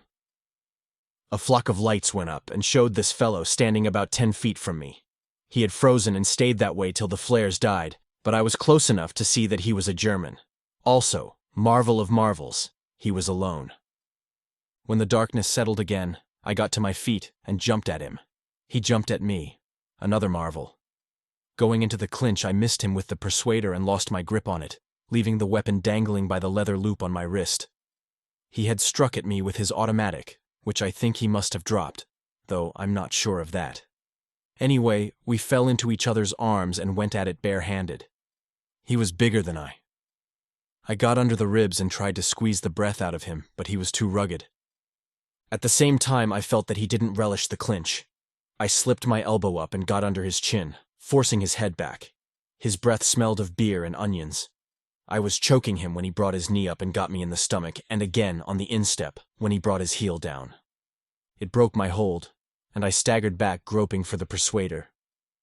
He jumped back as far as I did. I felt somehow that he was glad. So was I. We stood for a minute, and I heard him gutter out something that sounded like "verdammt or Schweinhund." Then we both backed away. It seemed to me to be the nicest way out of the situation. No doubt he felt the same. I seemed to have wandered far from the quarries and the grouse spots. Let's go back. We were 2 days in the grouse spots and were then relieved, going back to the quarries and taking the place of number 9 in support. While lying there, I drew a patrol that was interesting because it was different. The Suchez River flowed down from Abilene and Suchez villages and through our lines to those of the Germans and on to Lens. Spies, either in the army itself or in the villages, had been placing messages in bottles and floating them down the river to the Germans.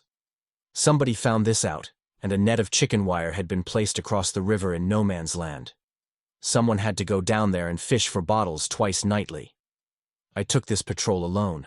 The lines were rather far apart along the river, owing to the swampy nature of the ground, which made livable trenches impossible. I slipped out and down the slight incline, and presently found myself in a little valley. The grass was rank and high, sometimes nearly up to my chin, and the ground was slimy and treacherous. I slipped into several shell holes and was almost over my head in the stagnant, smelly water. I made the river all right, but there was no bridge or net in sight. The river was not over 10 feet wide, and there was supposed to be a footbridge of 2 planks where the net was. I got back into the grass and made my way downstream. Sliding gently through the grass, I kept catching my feet in something hard that felt like roots, but there were no trees in the neighborhood. I reached down and groped in the grass and brought up a human rib. The place was full of them, and skulls. Stooping, I could see them, grinning up out of the dusk, hundreds of them. I learned afterwards that this was called the Valley of Death. Early in the war, several thousand Zouaves had perished there, and no attempt had been made to bury them. After getting out of the skeletons, I scouted along downstream and presently heard the low voices of Germans. Evidently they had found the net and planned to get the messages first. Creeping to the edge of the grass, I peeped out. I was opposite the bottle trap. I could dimly make out the forms of 2 men standing on the nearer end of the plank bridge. They were, I should judge, about 10 yards away, and they hadn't heard me. I got out a Mills, pulled the pin, and pitched it. The bomb exploded, perhaps 5 feet this side of the men. One dropped, and the other ran. After a short wait, I ran over to the German. I searched him for papers, found none, and rolled him into the river. After a few days in the quarries, we were moved to what was known as the Warren, so called because the works resembled a rabbit warren.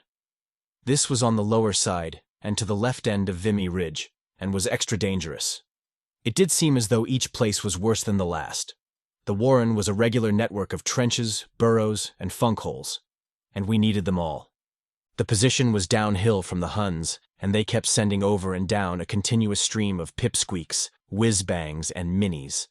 The pipsqueak is a shell that starts with a silly pip, goes on with a sillier squee, and goes off with a man-size bang. The whiz-bang starts with a rough whir like a flushing cock partridge, and goes off on contact with a tremendous bang. It is not as dangerous as it sounds, but bad enough. The mini is about the size of a 2-gallon kerosene can, and comes somersaulting over in a high arc, and is concentrated death and destruction when it lands. It has one virtue. You can see it coming and dodge, and at night it most considerately leaves a trail of sparks. The Boche served us full portions of all 3 of these man-killers in the Warren, and kept us ducking in and out pretty much all the time, night and day. I was lucky enough after the first day to be put on sappers' duty. The sappers, or engineers, are the men whose duty it is to run mines under no man's land and plant huge quantities of explosives. There was a great amount of mining going on all the time at Vimy Ridge from both sides. Sometimes Fritz would run a sap out reasonably near the surface, and we would counter with one lower down. Then he'd go us one better, and go still deeper. Some of the mines went down and under hundreds of feet. The result of all this was that on our side at least, the sappers were undermanned, and a good many infantry were drafted into that service.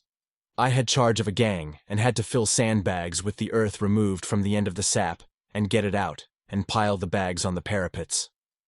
We were well out toward the German lines, and deep under the hill, when we heard them digging below us. An engineer officer came in and listened for an hour, and decided that they were getting in explosives, and that it was up to us to beat them to it. Digging stopped at once, and we began rushing in HE in 50-pound boxes. I was ordered back into supports with my section. Right here, I began to have luck. Just see how this worked out. First, a rushing party was organized whose duty it was to rush the crater made by the mine explosion and occupy it before the Germans got there. 60 men were selected, a few from each company, and placed where they were supposedly safe, but where they could get up fast. This is the most dangerous duty an infantryman has to do, because both sides after a mine explosion shower in 57 varieties of sudden death, including a perfect rain of machine gun bullets. The chances of coming out of a rushing party with a whole hide are about 1 in 5. Well, for a wonder, I didn't get drawn for this one, and I breathed one long, deep sigh of relief, put my hand inside my tunic, and patted Dinky on the back. Dinky is my mascot. I'll tell you about him later. On top of that, another bit of luck came along, though it didn't seem like it at the moment. It was the custom for a ration party to go out each night and get up the grub. This party had to go over the duck walk and was under fire both going and coming. One of the corporals who had been out on rations 2 nights in succession began to grouse. Of course, Sergeant Page spotted me and detailed me to the Wangler's duty.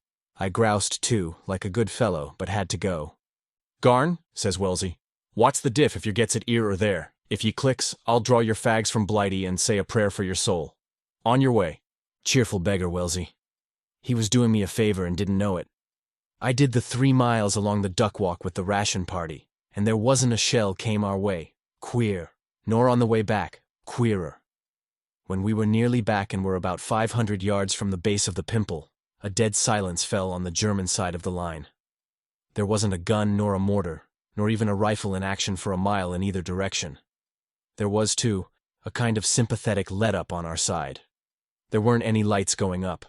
There was an electric tension in the very air. You could tell by the feel that something big was going to happen. I halted the ration party at the end of the duck walk and waited. But not for long. Suddenly the very lights went up from the German side, literally in hundreds, illuminating the top of the ridge and the sky behind with a thin greenish-white flare. Then came a deep rumble that shook the ground, and a dull boom. A spurt of blood-red flame squirted up from the near side of the hill, and a rolling column of gray smoke. Then another rumble, and another, and then the whole side of the ridge seemed to open up and move slowly skyward with a world-wrecking, soul-paralyzing crash. A murky red glare lit up the smoke screen, and against it a mass of tossed-up debris, and for an instant I caught the black silhouette of a whole human body spread-eagled and spinning like a pinwheel. Most of our party, even at the distance, were knocked down by the gigantic impact of the explosion. A shower of earth and rock chunks, some as big as a barrel, fell around us. Then we heard a faraway cheering, and in the light of the flares we saw a newly made hill, and our men swarming up it to the crater. 2 mines had exploded, and the whole side of the pimple had been torn away. Half of our rushing party were killed, and we had 60 casualties from shock and wounds among men who were supposed to be at a safe distance from the mining operation. But we took and held the new crater positions. The corporal whose place I had taken on the ration party was killed by falling stones.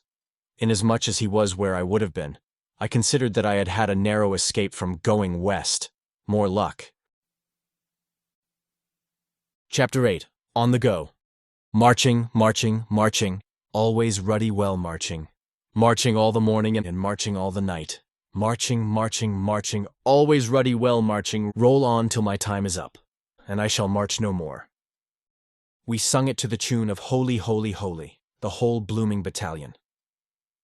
As we swung down the boulevard Alsace-Lorraine in Amiens and passed the great cathedral up there to the left, on its little rise of ground, the chant lifted and lilted and throbbed up from near 1,000 throats, much as the unison devotions of the olden monks must have done in other days.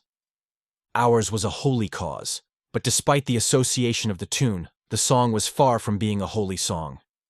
It was, rather, a chanted remonstrance against all hiking, and against this one in particular. After our service at Vimy Ridge, someone in authority somewhere decided that the 22nd Battalion and 2 others were not quite good enough for really smart work. We were indeed hard, but not hard enough. So some superior intellect squatting somewhere in the safety of the rear, with a finger on the pulse of the army, decreed that we were to get not only hard, but tough, and to that end we were to hike. Hike we did. For more than 3 weeks we went from place to place with no apparent destination, wandering aimlessly up and down the countryside of northern France, imposing ourselves upon the people of little villages, shamming battle over their cultivated fields, and sleeping in their hen coops. I kept a diary on that hike. It was a thing forbidden, but I managed it. One manages many things out there. I have just read over that diary. There isn't much to it but a succession of town names: Villiers-du-Bois, Mézencourt, Barly, Ono, Canchy, Amiens, Bourdon, Villiers-Bocage, Agenvilliers, Béancourt, and others that I failed to set down and have forgotten. We swept across that country, sweating under our packs, hardening our muscles, stopping here for a day, there for 5 days for extended order drills and bayonet and musketry practice, and somewhere else for a sham battle. We were getting ready to go into the Somme.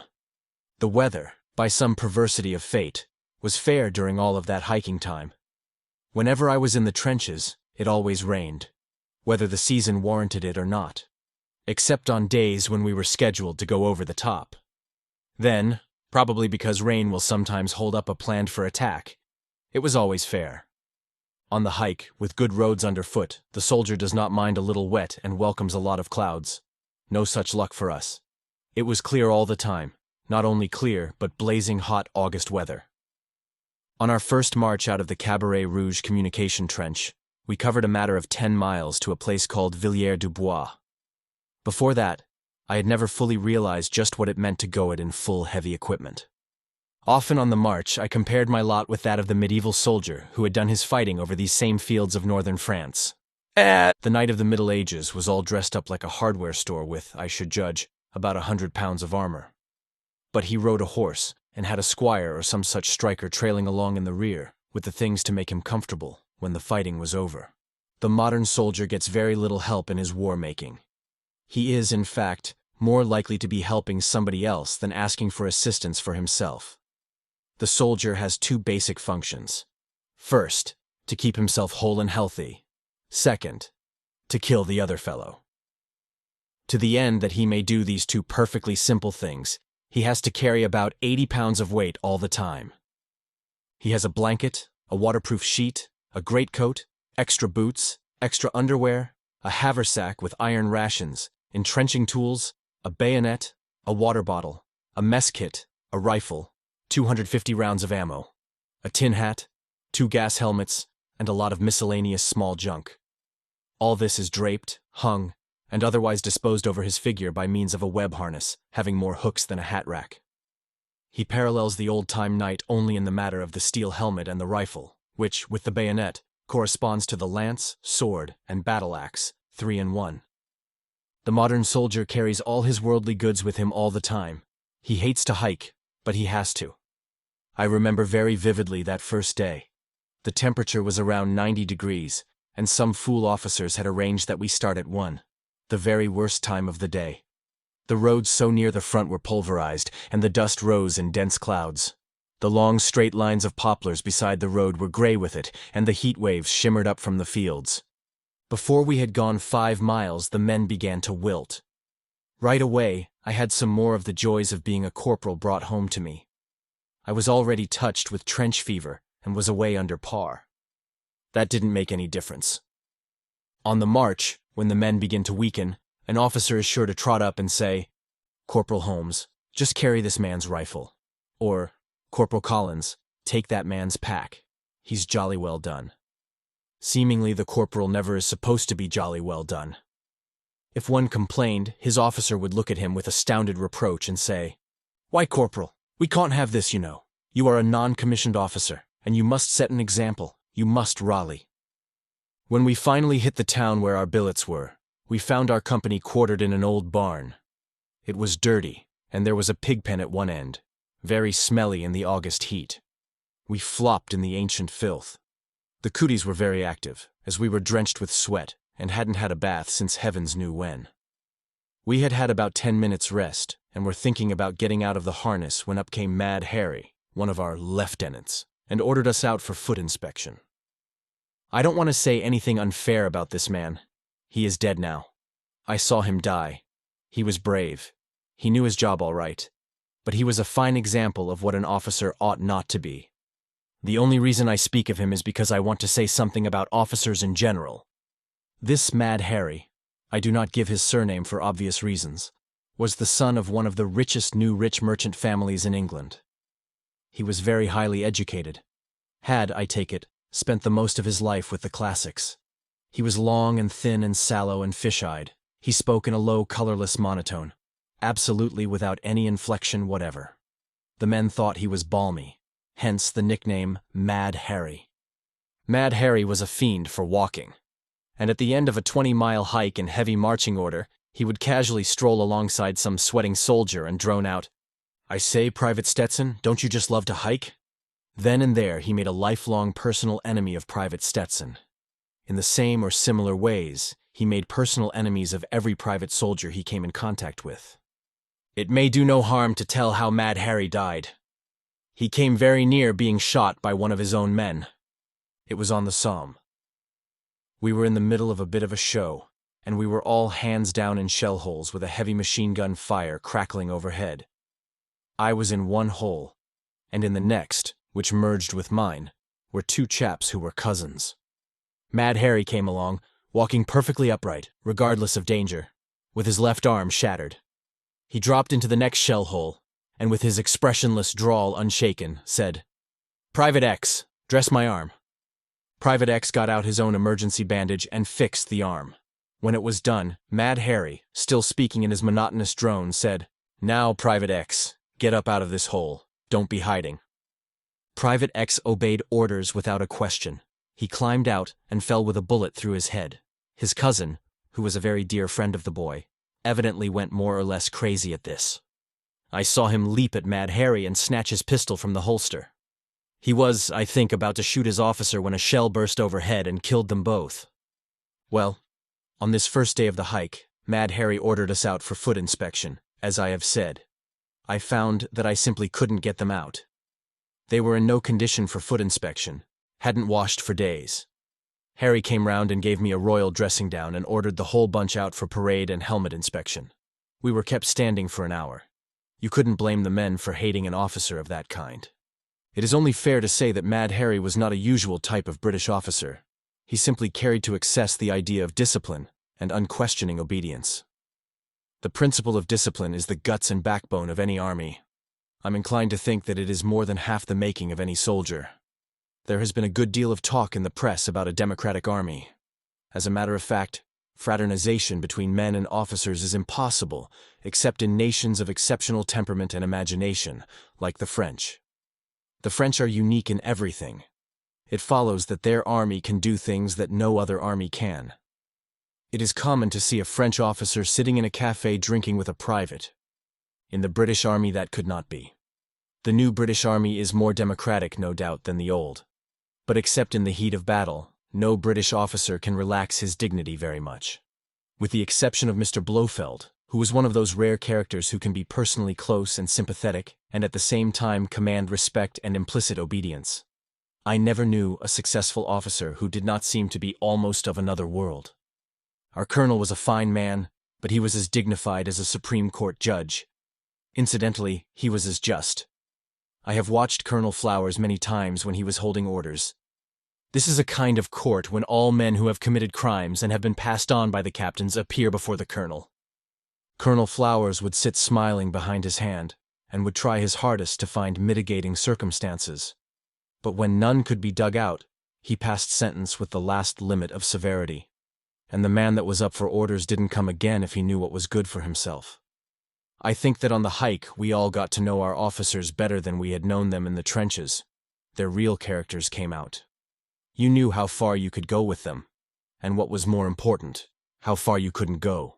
It was at Dieval that my rank as Lance Corporal was confirmed. It is customary, when a rookie has been made a non-com in training, to reduce him immediately when he gets to France. I had joined in the trenches and had volunteered for a raiding party, and there had been no opportunity to reduce me. I had not, however, had a corporal's pay. My confirmation came at Dieval, and I was put on pay. I would have willingly sacrificed the pay and the so-called honor to have been a private. Our routine throughout the hike was always about the same. That is in the intervals when we were in any one place for a day or more. It was up at 6, breakfast of tea, bread, and bacon.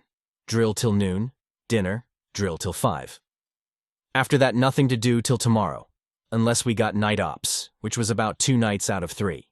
There were few YMCA huts so far behind the lines, and the short time up to 9 was usually spent in the estaminets. The games of house were in full blast all the time. On the hike we were paid weekly. Privates got 5 francs, corporals 10, and sergeants 15 to 20 a week. That's a lot of money. Anything left over was held back to be paid when we got to Blighty. Parcels and mail came along with perfect regularity on that hike. It was and is a marvel to me how they do it. A battalion chasing around all over the place gets its stuff from Blighty day after day, right on the tick, and without any question. I only hope that whatever the system is, our army will take advantage of it. A shortage of letters and luxury parcels is a real hardship. We finally brought up at a place called Onu, pronounced "Oh no," and were there 5 days. I fell into luck here. It was customary, when we were marching on some unsuspecting village, to send the quartermaster sergeants ahead on bicycles to locate billets. We had an old granny named Cypress, better known as Lizzie. The other sergeants were accustomed to flim-flam Lizzie to a finish on the selection of billets, with the result that C Company usually slept in pig pens of stables. The day we approached Ono, Lizzie was sick, and I was delegated to his job. I went into the town with the 3 other quartermaster sergeants, got them into an estaminet, bought about $1 worth of drinks, sneaked out the back door and preempted the schoolhouse for C Company. I also took the house next door, which was big and clean, for the officers. We were royally comfortable there, and the other companies used the stables that usually fell to our lot. As a reward, I suspect I was picked for orderly corporal, a cushy job. We all of us had it fairly easy at Onu. It was hot weather, and nights we used to sit out in the schoolhouse yard and talk about the war. Some of the opinions voiced out there with more frankness than anyone would dare to use at home would, I am sure, shock some of the patriots. The fact is that anyone who has fought in France wants peace, and the sooner the better. We had one old-timer, out since Mons, who habitually, night after night, day after day, would pipe up with the same old plaint. Something like this. "Hi, Arskshire. What are we fighting for? What'd the Belgians ever do for us?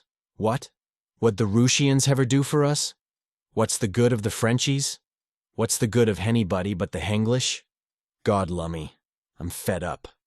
And yet this man had gone out at the beginning and would fight like the very devil, and I verily believe will be homesick for the trenches if he is alive when it is all over. Bones, who was educated and a thoughtful reader, had it figured out that the war was all due to the tyranny of the ruling classes, with the Kaiser the chief offender. A lot of the men wanted peace at any reasonable price. Anything, so they would get back to Harriet or Sadie or Maria. I should say offhand that there was not one man in 100 who was fighting consciously for any great recognized principle. And yet, with all their grousing and criticism, and all their overwhelming desire to have it over with, every one of them was loyal and brave, and a hard fighter. A good deal has been written about the brilliancy of the Canadians and the other colonials. Too much credit cannot be given these men. In an attack there are no troops with more dash than the Canadians, but when it comes to taking punishment and hanging on a hopeless situation, there are no troops in the wide world who can equal, much less surpass, the English. Personally, I think the comparisons should be avoided. All the Allies are doing their full duty with all that is in them. During most of the war talk, it was my habit to keep discreetly quiet. We were not in the war yet, and any remarks from me usually drew some hot shot about Mr. Wilson's blankety-blinked bloomin' notes. There was another American, a chap named Sanford from Virginia, in B Company, and he and I used to furnish a large amount of entertainment in these war talks. Sanford was a FFV, and didn't care who knew it. Also, he thought General Lee was the greatest military genius ever known. One night he and I got started and had it hot and heavy as to the merits of the Civil War. This for some reason tickled the Tommies half to death, and after that they would egg us on to a discussion. One of them would slyly say, "Darby, ooh, the blinkin' L was this blighter General Grant?" Or, "Hi, sigh, Sandy. Hi, Darby, sigh, now this General Lee was a bleedin' swab." Then Sanford and I would pass the wink and go at it tooth and nail. It was ridiculous, arguing the toss on a long-gone-by small-time scrap like the Civil War with the greatest show in history going on all around us. Anyway, the Tommies loved it and would fairly howl with delight when we got to going good. It is strange, but with so many Americans in the British service, I ran up against very few. I remember one night when we were making a night march from one village to another. We stopped for the customary 10 minutes in the hour rest. Over yonder in a field there was a camp of some kind, probably field artillery. There was dim light of a fire and the low murmur of voices. And then a fellow began to sing, in a nice tenor, "Bury me not on the lone prairie, where the wild coyotes howl o'er me. Bury me down in the little churchyard, in a grave just 6x3. The last time I had heard that song was in New Orleans, and it was sung by a wild Texan. So I yelled, "Hello there, Texas." He answered, "Hello, Yank. Where from?" I answered, "Boston." "Give my regards to Tremont Street and go to hell," says he. A gale of laughter came out of the night. Just then we had the order to fall in, and away we went. I'd like to know sometime who that chap was. After knocking about all over the north of France seemingly, we brought up at Canchy of a Sunday afternoon. Here the whole brigade, 4 battalions, had church parade, and after that the band played ragtime and the officers had a gab fest and compared medals, on top of which we were soaked with 2 hours steady drill. We were at Yankee 10 days, and they gave it to us good and plenty. We would drill all day, and after dark it would be night ops. Finally, so many men were going to the doctor worn out that he ordered a whole day and a half of rest. Mr. Blofeld on Saturday night suggested that, as we were going into the Somme within a few weeks, the non-coms ought to have a little blowout. It would be the last time we would all ever be together. He furnished us with all the drinkables we could get away with, including some very choice Johnny Walker. There was a lot of canned stuff, mostly sardines.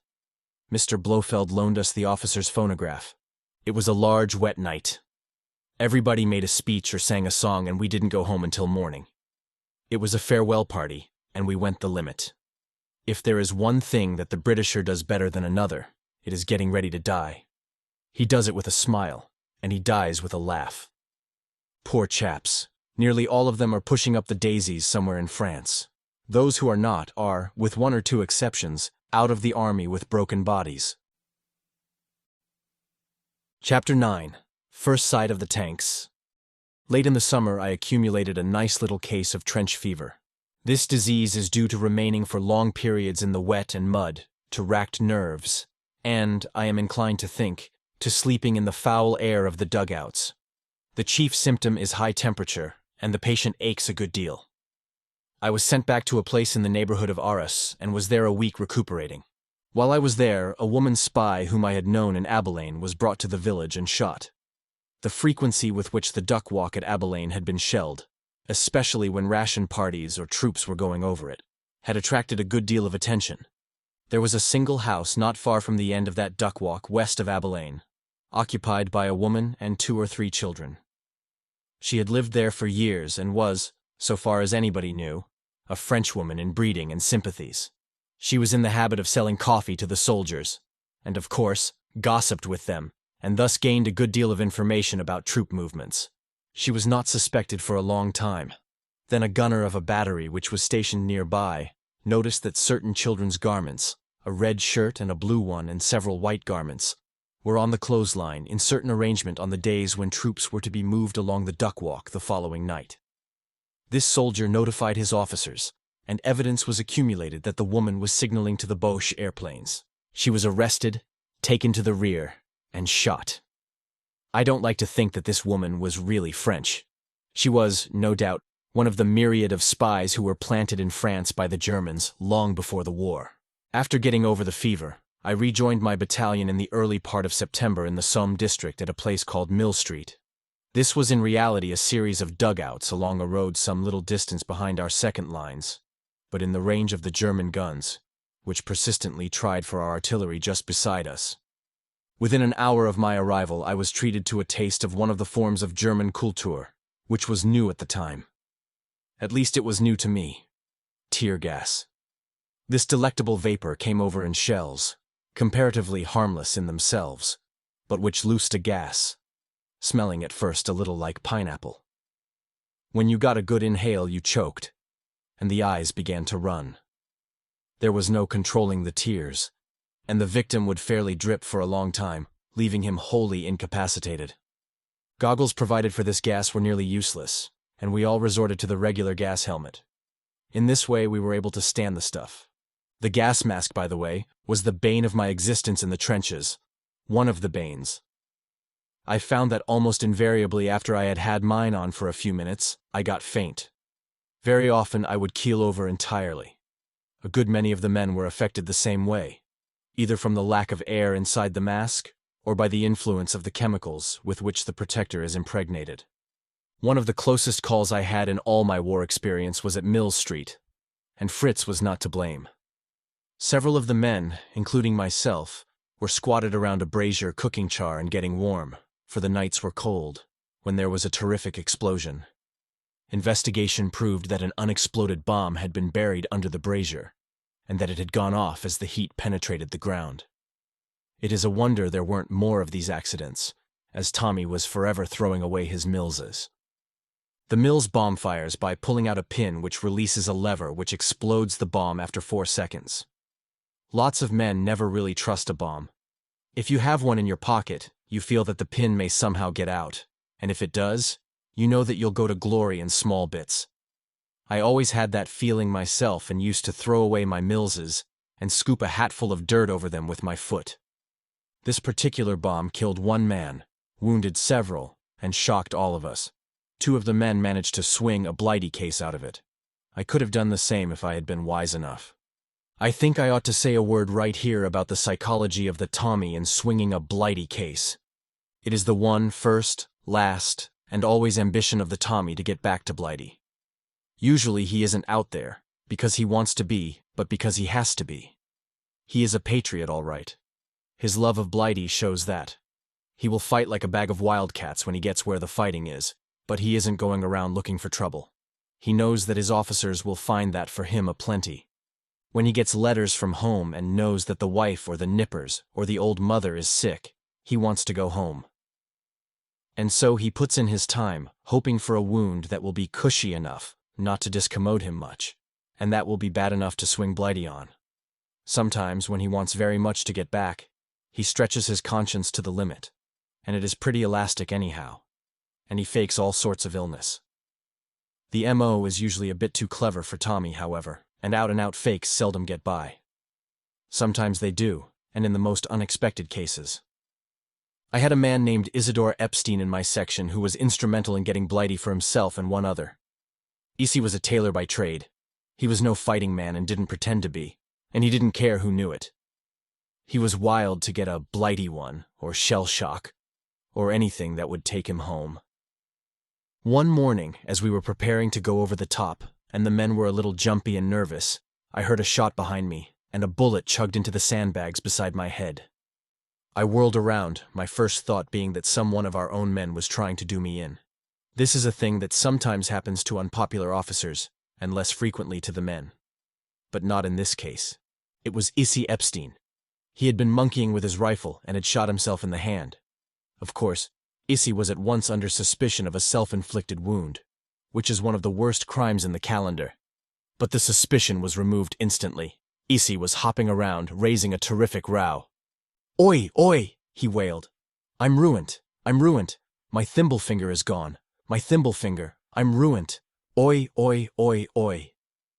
The poor fellow was so sincerely desolated over the loss of his necessary finger that I couldn't accuse him of shooting himself intentionally. I detailed a man named Billets to take Issy back to a dressing station. Well, Billets never came back. Months later in England, I met up with Epstein and asked about Billets. It seems that after Issy had been fixed up, the surgeon turned to Billets and said, "What's the matter with you?" Billets happened to be dreaming of something else and didn't answer. "I say," barked the doctor, "speak up. What's wrong?" Billets was startled and jumped and begun to stutter. "Oh, I see," said the surgeon. "Shell shock." Billets was bright enough and quick enough after that to play it up and was tagged for Blighty. He had it thrust upon him, and you can bet he grabbed it and thanked his lucky stars. We had been on Mill Street a day and a night when an order came for our company to move up to the second line and to be ready to go over the top the next day. At first, there was the usual grousing, as there seemed to be no reason why our company should be picked from the whole battalion. We soon learned that all hands were going over, and after that we felt better. We got our equipment on and started up to the second line. It was right here that I got my first dose of real, honest-to-goodness modern war. The big push had been on all summer, and the whole of the Somme district was battered and smashed. Going up from Mill Street, there were no communication trenches.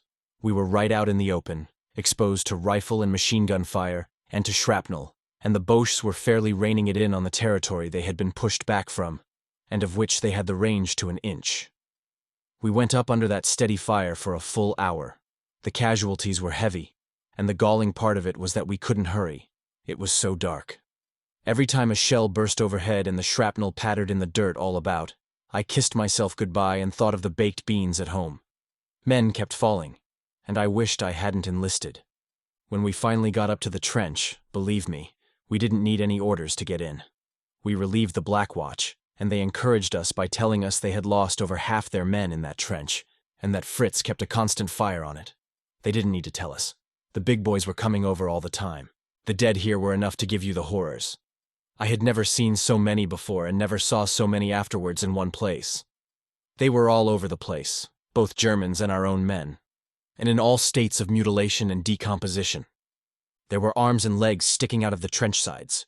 You could tell their nationality by the uniforms.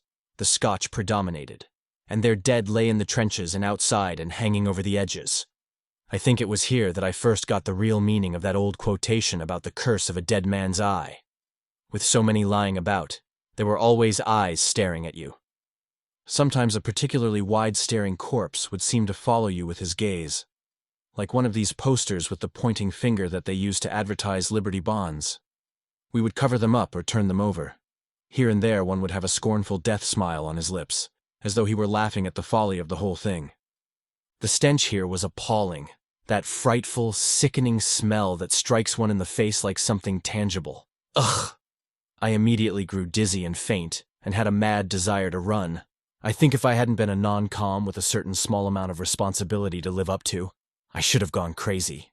I managed to pull myself together and placed my men as comfortably as possible. The Germans were 500 yards away, and there was but little danger of an attack, so comparatively few had to stand to. The rest took to the shelters. I found a little two-man shelter that everybody else had avoided and crawled in. I crowded up against a man in there and spoke to him. He didn't answer, and then suddenly I became aware of a stench more powerful than ordinary. I put out my hand and thrust it into a slimy, cold mess. I had found a dead German with a gaping, putrefying wound in his abdomen. I crawled out of that shelter, gagging and retching. This time I simply couldn't smother my impulse to run, and run I did, into the next traverse, where I sank weak and faint on the fire step. I sat there the rest of the night, regardless of shells, my mind milling wildly on the problem of war and the reason thereof, and cursing myself for a fool. It was very early in the morning when Wells shook me up with, "Hi, side, Darby, what the blinkin' blazes is that noise?" We listened, and away from the rear came a tremendous whirring, burring, rumbling buzz, like a swarm of giant bees. I thought of everything from a Zeppelin to a donkey engine, but couldn't make it out. Blofeld ran around the corner of a traverse and told us to get the men out. He didn't know what was coming and wasn't taking any chances. It was getting a little light, though heavily misty. We waited, and then out of the gray blanket of fog waddled the great steel monsters that we were to know afterwards as the tanks. I shall never forget it. In the half-darkness they looked twice as big as they really were. They lurched forward, slow, clumsy but irresistible, nosing down into shell holes and out, crushing the unburied dead, sliding over mere trenches as though they did not exist. There were 5 in all. One passed directly over us. We scuttled out of the way, and the men let go a cheer. For we knew that here was something that could and would win battles. The tanks were an absolutely new thing to us. Their secret had been guarded so carefully, even in our own army, that our battalion had heard nothing of them. But we didn't need to be told that they would be effective. One look was enough to convince us. Later it convinced Fritzy. Chapter 10, Following the Tanks into Battle. The tanks passed beyond us and halfway up to the first line and stopped. Trapdoors in the decks opened, and the crews poured out and began to pile sandbags in front of the machines, so that when day broke fully and the mists lifted, the enemy could not see what had been brought up in the night. Day dawned, and a frisky little breeze from the west scattered the fog and swept the sky clean. There wasn't a cloud by 8 o'clock. The sun shone bright, and we cursed it, for if it had been rainy, the attack would not have been made. We made the usual last preparations that morning, such as writing letters and delivering farewell messages, and the latest rooks made their wills in the little blanks provided for the purpose in the back of the paybooks. We judged from the number of dead and the evident punishment other divisions had taken there that the chances of coming back would be slim. Around 9 o'clock, Captain Green gave us a little talk that confirmed our suspicions that the day was to be a hard one. He said, as nearly as I can remember, "Lads, I want to tell you that there is to be a most important battle, one of the most important in the whole war. High wood out there commands a view of the whole of this part of the Somme and is most valuable. There are estimated to be about 10,000 Germans in that wood and in the surrounding supports. The positions are mostly of concrete with hundreds of machine guns and field artillery. Our heavies have for some reason made no impression on them, and regiment after regiment has attempted to take the woods and failed with heavy losses. Now it is up to the 47th Division to do the seemingly impossible. 0 is at 11. We go over then. The best of luck, and God bless you. We were all feeling pretty sour on the world when the sky pilot came along and cheered us up. He was a good little man, that chaplain, brave as they make 'em. He always went over the top with us and was in the thick of the fighting, and he had the military cross for bravery. He passed down the line, giving us a slap on the back or a hand grip, and started us singing. No gospel hymns either, but any old rollicking, good-natured song that he happened to think of that would loosen things up and relieve the tension. Somehow he made you feel that you wouldn't mind going to hell if he was along, and you knew that he'd be willing to come if he could do any good. A good little man. Peace to his ashes. At 10 o'clock, things busted loose, and the most intense bombardment ever known in warfare up to that time began. Thousands of guns, both French and English, in fact, every available gun within a radius of 15 miles, poured it in. In the bedlamitish din and roar, it was impossible to hear the next man unless he put his mouth up close to your ear and yelled. My eardrums ached, and I thought I should go insane if the racket didn't stop. I was frightfully nervous and scared, but tried not to show it. An officer or a non-com must conceal his nervousness, though he be dying with fright. The faces of the men were hard-set and pale. Some of them looked positively green. They smoked fag after fag, lighting the new ones on the butts. All through the bombardment, Fritz was comparatively quiet. He was saving all his for the time when we should come over.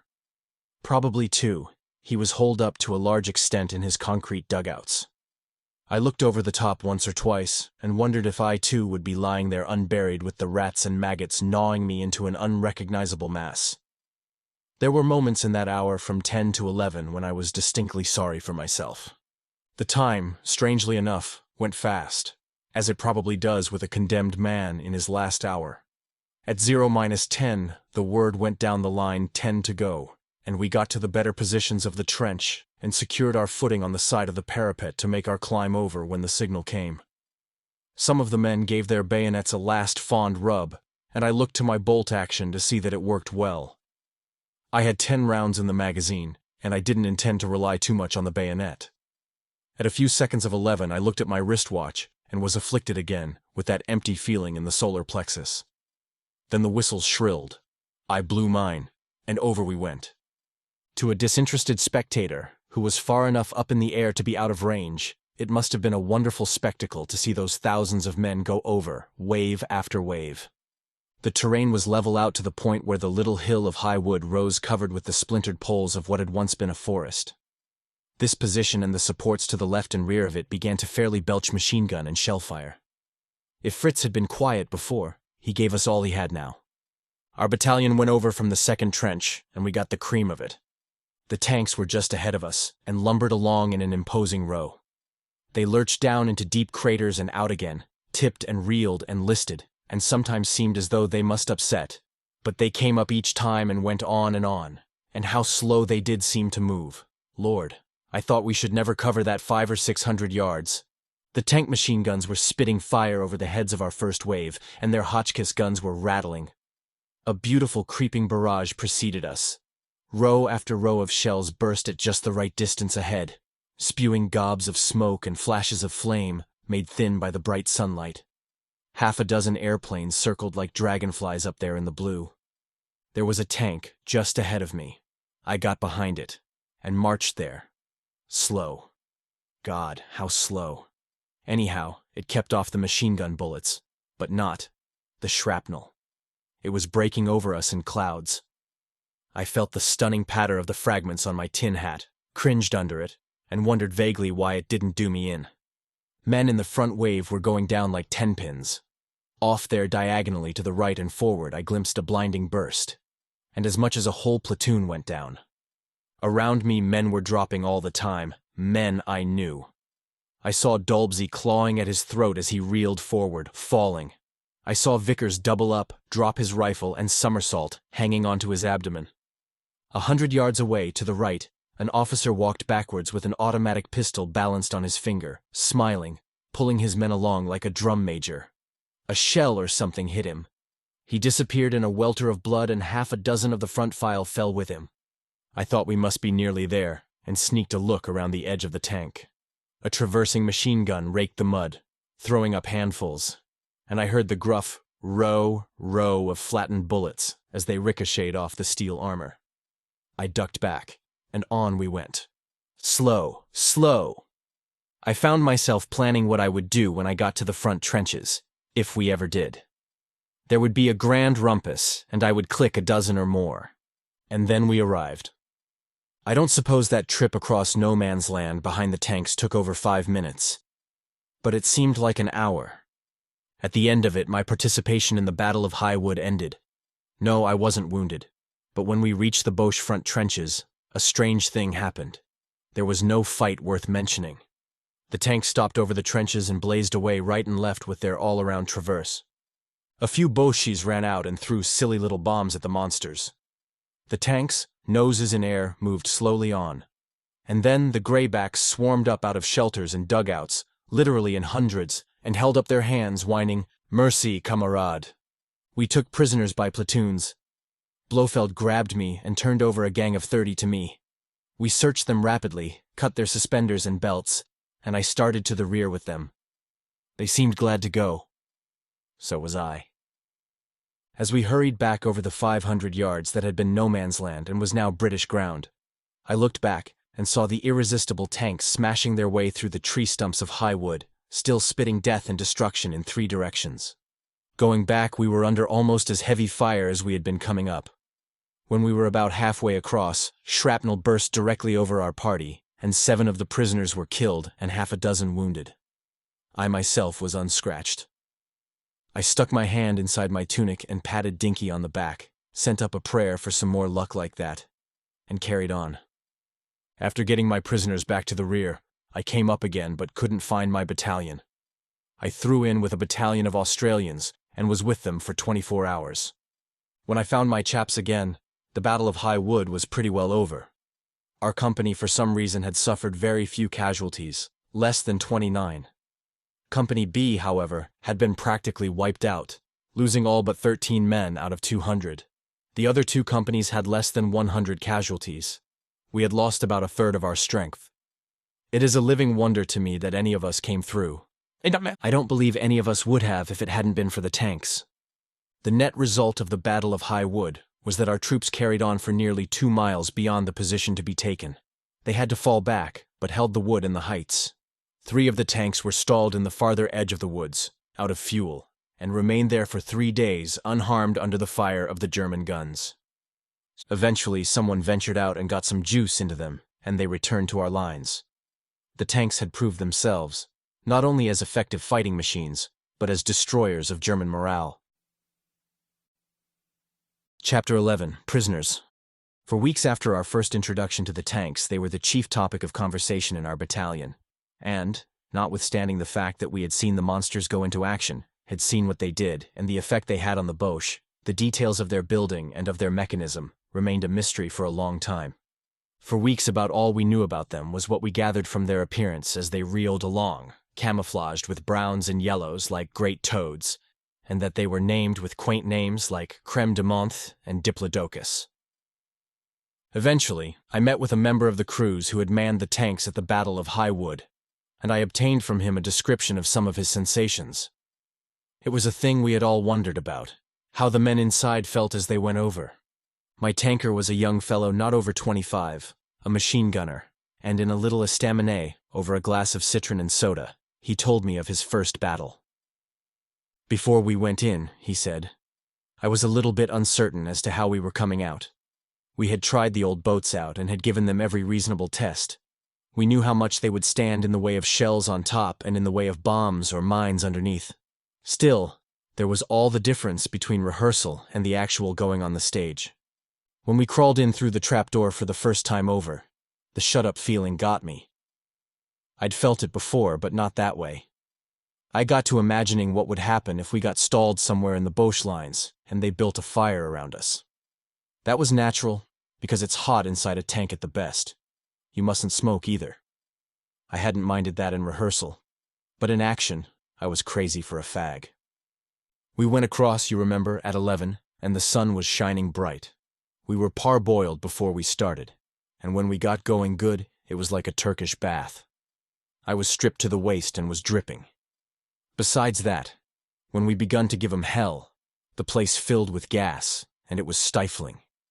The old boat pitched a good deal going into shell holes, and it was all a man could do to keep his station. I put my nose up to my loophole to get air, but only once. The machine gun bullets were simply rattling on our hide. Tock, tock, tock, they kept drumming. The first shell that hit us must have been head-on and a direct hit. There was a terrific crash, and the old girl shook all over, seemed to pause a little even, but no harm was done. After that, we breathed easier. We hadn't been quite sure that the Boche shells wouldn't do us in. By the time we got to the Boche trenches, we knew he hadn't anything that could hurt us. We just sat and raked him and laughed and wished it was over, so we could get the air. I had already seen the effect of the tanks on the Germans. The batch of prisoners who had been turned over to me seemed dazed. One who spoke English said in a quavering voice, "Gott in Himmel, Kamerad, how could one endure? These things are not human. They are not fair." That fair thing made a hit with me after going against tear gas and hearing about liquid fire and such things. The great number of the prisoners we took at High Wood were very scared looking at first, and very surly. They apparently expected to be badly treated and perhaps tortured. They were tractable enough for the most part. But they needed watching, and they got it from me, as I had heard much of the treachery of the Boche prisoners. On the way to the rear with my bunch, I ran into a little episode which showed the foolishness of trusting a German, particularly an officer. I was herding my lot along when we came up with about 12 in charge of a young fellow from a Leicester regiment. He was a private, and as most of his non-commissioned officers had been put out of action, he was acting corporal. We were walking together behind the prisoners, swapping notes on the fight, when one of his stopped, and no amount of coaxing would induce him to go any farther. He was an officer, of what rank I don't know, but judging from his age, probably a lieutenant. Finally Crane, that was the Leicester chap, went up to the officer, threatened him with his bayonet, and let him know that he was due for the cold steel if he didn't get up and hike. Whereupon Mr. Fritz pulled an automatic from under his coat. He evidently had not been carefully searched, and aimed it at Crane. Crane dove at him and grabbed his wrist, but was too late. The gun went off and tore away Crane's right cheek. He didn't go down, however, and before I could get in without danger to Crane, he polished off the officer on the spot. The prisoners looked almost pleased. I suppose they knew the officer too well. I bandaged Crane and offered to take his prisoners in, but he insisted upon carrying on. He got very weak from loss of blood after a bit, and I had 2 of the Boches carry him to the nearest dressing station, where they took care of him. I have often wondered whether the poor chap clicked it. Eventually, I got my batch of prisoners back to headquarters and turned them over. I want to say a word right here as to the treatment of the German prisoners by the British. In spite of the verified stories of the brutality shown to the Allied prisoners by the Hun, the English and French have too much humanity to retaliate. Time and again, I have seen British soldiers who were bringing in Germans stop and spend their own scanty pocket money for their captives' comfort. I have done it myself. Almost inevitably, the Boche prisoners were expecting harsh treatment. I found several who said that they had been told by their officers that they would be skinned alive if they surrendered to the English. They believed it, and you could hardly blame the poor devils for being scared. Whenever we were taking prisoners back, we always, unless we were in too much of a hurry, took them to the nearest canteen run by the YMCA, or by one of the artillery companies, and here we would buy English or American fags. And believe me, they liked them. Anyone who has smoked the tobacco issued to the German army could almost understand a soldier surrendering just to get away from it. Usually, too, we bought bread and sweets, if we could stand the price. The heinies would bolt the food down as though they were half-starved, and it was perfectly clear from the way they went after the luxuries that they got little more than the hard necessities of army fare. At the Battle of High Wood, the prisoners we took ran largely to very young fellows and to men of 50 or over. Some of the youngsters said they were only 17, and they looked not over 15. Many of them had never shaved. I think the sight of those war-worn boys, haggard and hard, already touched with cruelty and bloodlust, brought home to me closer than ever before what a hellish thing war is, and how keenly Germany must be suffering, along with the rest of us. Chapter 12. I Become a Bomber. When I found my battalion, the Battle of High Wood had pretty well quieted down, We had taken the position we went after, and the fighting was going on to the north and beyond the wood. The big push progressed very rapidly as the summer drew to a close. Our men were holding one of the captured positions in the neighborhood of the wood. It must have been 2 days after we went over the top with the tanks that Captain Green had me up and told me that I was promoted. At least that was what he called it. I differed with him, but didn't say so. The captain said that as I had had a course in bombing, he thought he would put me in the battalion bombers.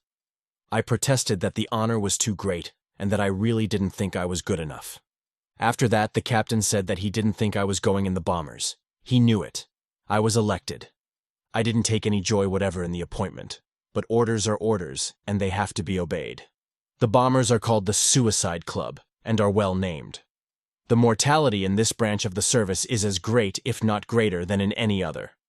In spite of my feelings in the matter, I accepted the decision cheerfully, like a man being sentenced to be electrocuted, and managed to convey the impression to Captain Green that I was greatly elated, and that I looked forward to future performances with large relish. After that, I went back to my shelter and made a new will. That very night I was called upon to take charge of a bombing party of 12 men. A lieutenant, Mr. May, one of the bravest men I ever knew, was to be of the party and in direct command. I was to have the selection of the men. Captain Green had me up along with Lieutenant May early in the evening, and as nearly as I can remember, these were his instructions. Just beyond High Wood and to the left, there is a sap or small trench leading to the sunken road that lies between the towns of Albert and Bapaume.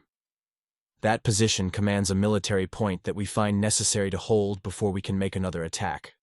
The Germans are in the trench. They have 2 machine guns and will raise the devil with us unless we get them out. It will cost a good many lives if we attempt to take the position by attack, but we are under the impression that a bombing party in the night on a surprise attack will be able to take it with little loss of life. Take your 12 men out there at 10 o'clock and take that trench. You will take only bombs with you. You and Mr. May will have revolvers. After taking the trench, consolidate it, and before morning there will be relief sent out to you. The best of luck.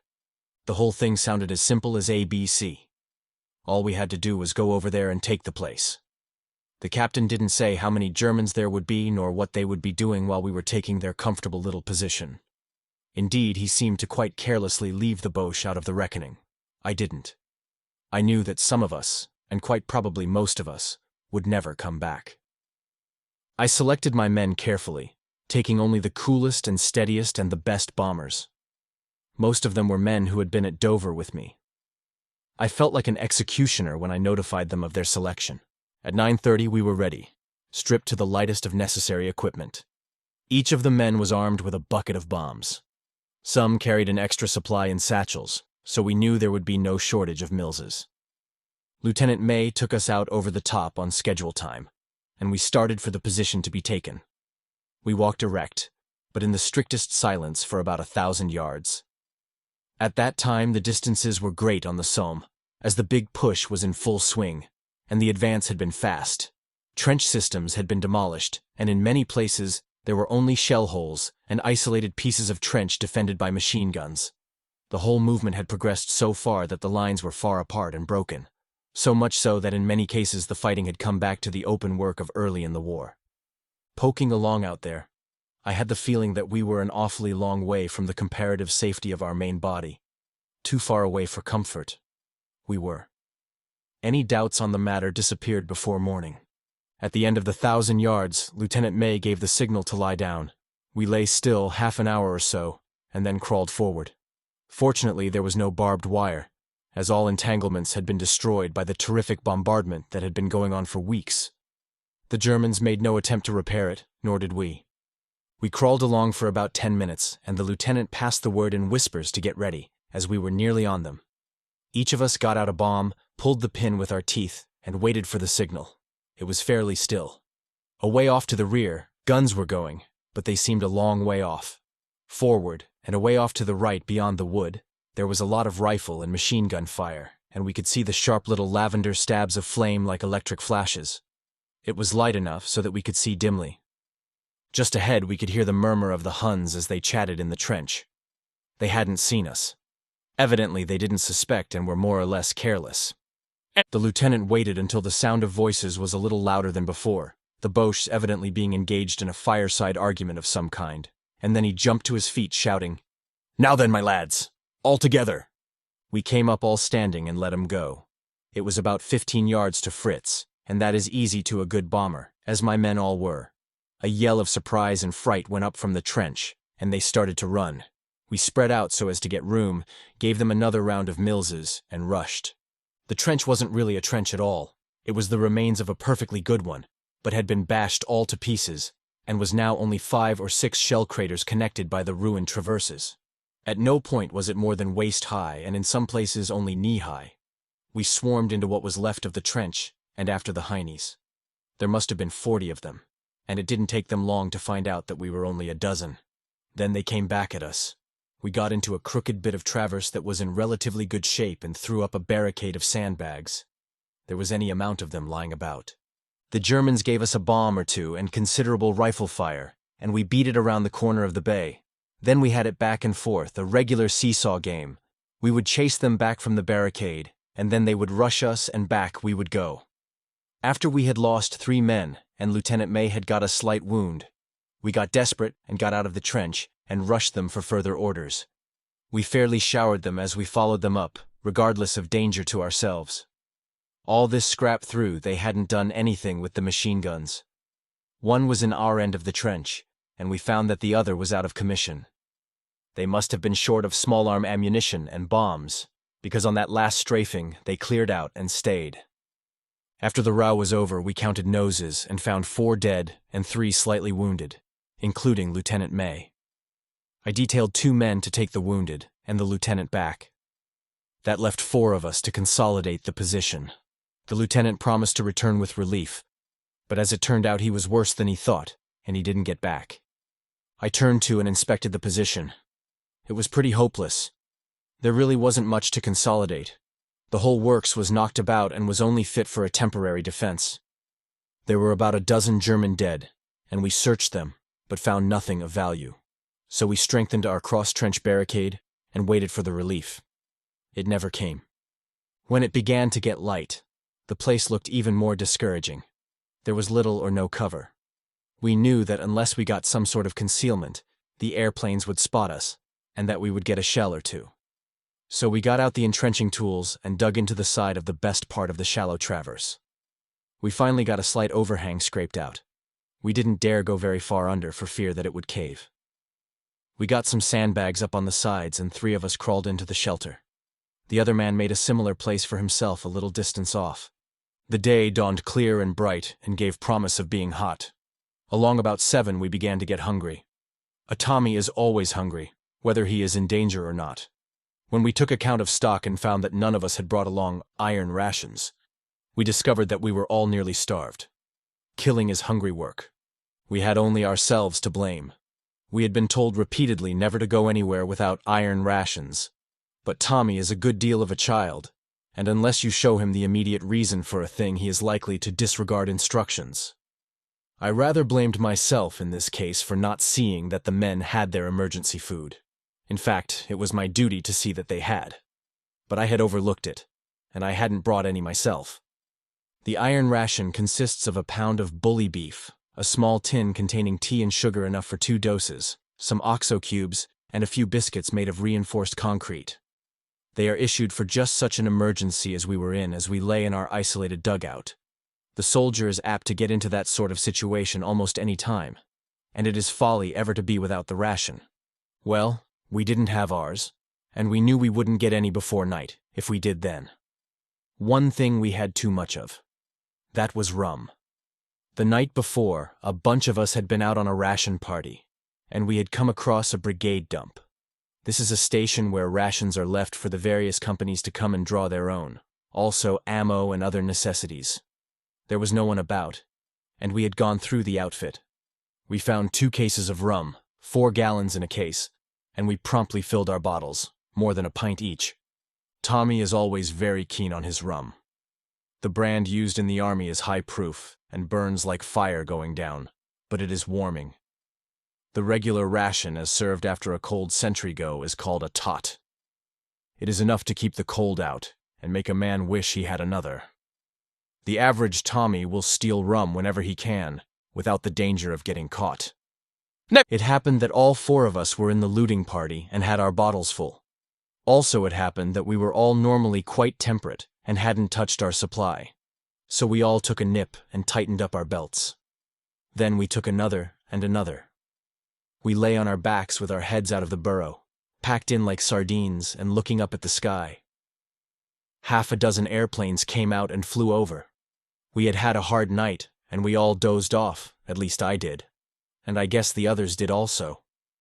Around 9 we all waked up, and Bones, he was the fellow in the middle, began to complain of thirst. Then we all took another nip and wished it was water. We discussed the matter of crawling down to a muddy pool at the end of the traverse, and having some out of that, but passed it up as there was a dead man lying in it. Bones, who was pretty well educated, he once asked me if I had visited Emerson's home and was astounded that I hadn't, quoted from Kipling, something to the effect that, "When you come to slaughter, you'll do your work on water, and you'll lick the bloomin' boots of him that's got it." Then Bones cursed the rum and took another nip. So did the rest of us. There was a considerable bombardment going on all the forenoon, but few shells came anywhere near us. Some shrapnel burst over us a little way off to the right, and some of the fragments fell in the trench, but on the whole the morning was uncomfortable but not dangerous. Around 10:30 we saw an airplane fight that was almost worth the forenoon's discomfort. A lot of them had been circling around ever since daybreak. When the fight started, 2 of our planes were nearly over us. Suddenly we saw 3 Boche planes vol-planing down from away up above. They grew bigger and bigger and opened with their guns when they were nearly on top of our fellows. No hits. Then all 5 started circling for top position. One of the Boches started to fall and came down spinning, but righted himself not more than 1,000 feet up. Our anti-aircraft guns opened on him, and we could see the shells bursting with little cottony puffs all around. Some of the shrapnel struck near us. They missed him, and up he went again. Presently all 5 came circling lower and lower, jockeying for position and spitting away with their guns. As they all got to the lower levels, the anti-aircraft guns stopped firing, fearing to get our men. Suddenly one of the Huns burst into flames and came toppling down behind his lines, his gas tank ablaze. Almost immediately one of ours dropped, also burning and behind the Boche lines.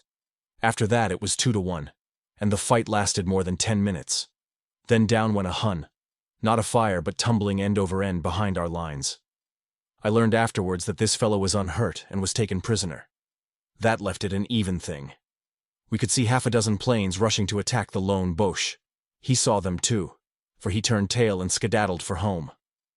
Bonesy began to philosophize on the cold-bloodedness of air fighting, and really worked himself up into an almost optimistic frame of mind. He was right in the midst of a flowery oration on our comparative safety, nestling on the bosom of Mother Earth, when, without any warning whatever, there came a perfect avalanche of shell all around us. I knew perfectly well that we were caught. The shells, as near as we could see, were coming from our side. Doubtless our people thought that the trench was still manned by Germans, and they were shelling for the big noon attack. Such an attack was made, as I learned afterwards. But I never saw it. At 11 o'clock I looked at my watch. Somehow I didn't fear death, although I felt it was near. Maybe the rum was working. I turned to Bonesy and said, "What about that safety stuff, old top?" "Cheer, cheer, Darby," said he. "We may pull through yet." "Don't think so," I insisted. "It's us for pushing up the daisies. Good luck if we don't meet again." I put my hand in and patted Dinky on the back, and sent up another little prayer for luck. Then there was a terrific shock, and everything went black. When I came out of it, I had the sensation of struggling up out of water. I thought for an instant that I was drowning, and in effect, that was almost what was happening to me. I was buried, all but one side of my face. A tremendous weight pressed down on me, and I could only breathe in little gasps. I tried to move my legs and arms and couldn't. Then I wiggled my fingers and toes to see if any bones were broken. They wiggled all right. My right nostril and eye were full of dirt, also my mouth. I spit out the dirt and moved my head until my nose and eye were clear. I ached all over. It was along toward sundown. Up aloft, a single airplane was winging toward our lines. I remember that I wondered vaguely if he was the same fellow who had been fighting just before the world fell in on me. I tried to sing out to the rest of the men, but the best I could do was a kind of loud gurgle. There was no answer. My head was humming, and the blood seemed to be bursting my ears. I was terribly sorry for myself, and tried to pull my strength together for a big try at throwing the weight off my chest, but I was absolutely helpless. Then again, I slid out of consciousness. It was dark when I struggled up through the imaginary water again. I was still breathing in gasps, and I could feel my heart going in great thumps that hurt and seemed to shake the ground. My tongue was curled up and dry, and fever was simply burning me up. My mind was clear, and I wished that I hadn't drunk that rum. Finding I could raise my head a little, I cocked it up, squinting over my cheekbones. I was on my back, and could catch the far-off flicker of the silver-green flare lights. There was a rattle of musketry off in the direction where the Boche lines ought to be. From behind came the constant boom of big guns. I lay back and watched the stars, which were bright and uncommonly low. Then a shell burst nearby, not near enough to hurt, but buried as I was, the whole earth seemed to shake. My heart stopped beating, and I went out again. When I came to the next time, it was still dark, and somebody was lifting me onto a stretcher. My first impression was of getting a long breath. I gulped it down, and with every grateful inhalation I felt my ribs painfully snapping back into place. Oh, lady. Didn't I just eat that air up? And then, having gotten filled up with the long-denied oxygen, I asked, "Where's the others?" "I ain't no hothers," was the brief reply, and there weren't. Later, I reconstructed the occurrences of the night from what I was told by the rescuing party. A big shell had slammed down on us, drilling Bonesy, the man in the middle, from end to end. He was demolished. The shell was a dud, that is, it didn't explode. If it had, there wouldn't have been anything whatever left of any of us. As it was, our overhang caved in, letting sandbags and earth down on the remaining man and myself. The other man was buried clean under. He had life in him still when he was dug out, but went west in about 10 minutes. The fourth man was found dead from shrapnel. I found, too, that the 2 unwounded men who had gone back with Lieutenant May had both been killed on the way in. So out of the 12 men who started on the Suicide Club stunt, I was the only one left. Dinky was still inside my tunic, and I laid the luck all to him. Back in hospital, I was found to be suffering from shell shock. Also, my heart was pushed out of place. There were no bones broken, though I was sore all over, and several ribs were pulled around so that it was like a knife thrust at every breath. Besides that, my nerves were shattered. I jumped a foot at the slightest noise and twitched a good deal. At the end of a week, I asked the MO if I would get Blighty, and he said he didn't think so, not directly. He rather thought that they would keep me in hospital for a month or 2 and see how I came out. The officer was a Canadian and had a sense of humor and was most affable. I told him if this jamming wasn't going to get me Blighty, I wanted to go back to duty and get a real one. He laughed and tagged me for a beach resort at Alt-Onneval on the northern coast of France. I was there a week and had a bully time. The place had been a fashionable watering place before the war, and when I was there, the transient population was largely wealthy Belgians. They entertained a good deal and did all they could for the pleasure of the 4,000 boys who were at the camp. The YMCA had a huge tent and spread themselves in taking care of the soldiers. There were entertainments almost every night, moving pictures and music. The food was awfully good and the beds comfortable, and that pretty nearly spells heaven to a man down from the front. Best of all, the bathing was fine, and it was possible to keep the cooties under control, more or less. I went in bathing 2 and 3 times daily, as the sloping shore made it just as good at low tide as at high. I think that glorious week at the beach made the hardships of the front just left behind almost worthwhile. My chum, Corporal Wells, who had a quaint Cockney philosophy, used to say that he liked to have the stomachache because it felt so good when it stopped. On the same theory, I became nearly convinced that a month in the trenches was good fun because it felt so good to get out. At the end of the week, I was better but still shaky. I started pestering the MO to tag me for Blighty. He wouldn't, so I sprung the same proposition on him that I had on the doctor at the base, to send me back to duty if he couldn't send me to England. The brute took me at my word and sent me back to the battalion. I rejoined on the Somme again just as they were going back for the second time in that most awful part of the line. Many of the old faces were gone. Some had got the wooden cross, and some had gone to Blighty. I sure was glad when old Wellesley hopped out and grabbed me. "God lummy Darby," he said. "Hi, Si, and me thinkin' as how you was back in Blighty. And here ye are your blinkin' old self. Or is it your bloomin' ghost? I asks ye. Strike me pink, Yank. I'm glad. And he was. At that I did feel more or less ghostly. I seemed to have lost some of my confidence. I expected to go west on the next time in. And that's a bad way to feel out there.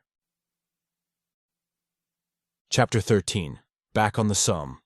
Again. When I rejoined the battalion, they were just going into the Somme again after a 2 weeks' rest. They didn't like it a bit. God, lummy, says Wellesley. Have we got to fight the old blinkin' war? Is it right? I asks yer, is it? It was all wrong. We had been told after High Wood that we would not have to go into action again in that part of the line, but that we would have a month of rest, and after that would be sent up to the Ypres sector. Wipers hadn't been any garden of roses early in the war, but it was paradise now compared with the Somme. It was a sad lot of men when we swung out on the road again back to the Somme, and there was less singing than usual. That first night we remained at Mammoth's Wood. We figured that we would get to kip while the kipping was good. There were some old Boche dugouts in fair condition, and we were in a fair way to get comfortable. No luck.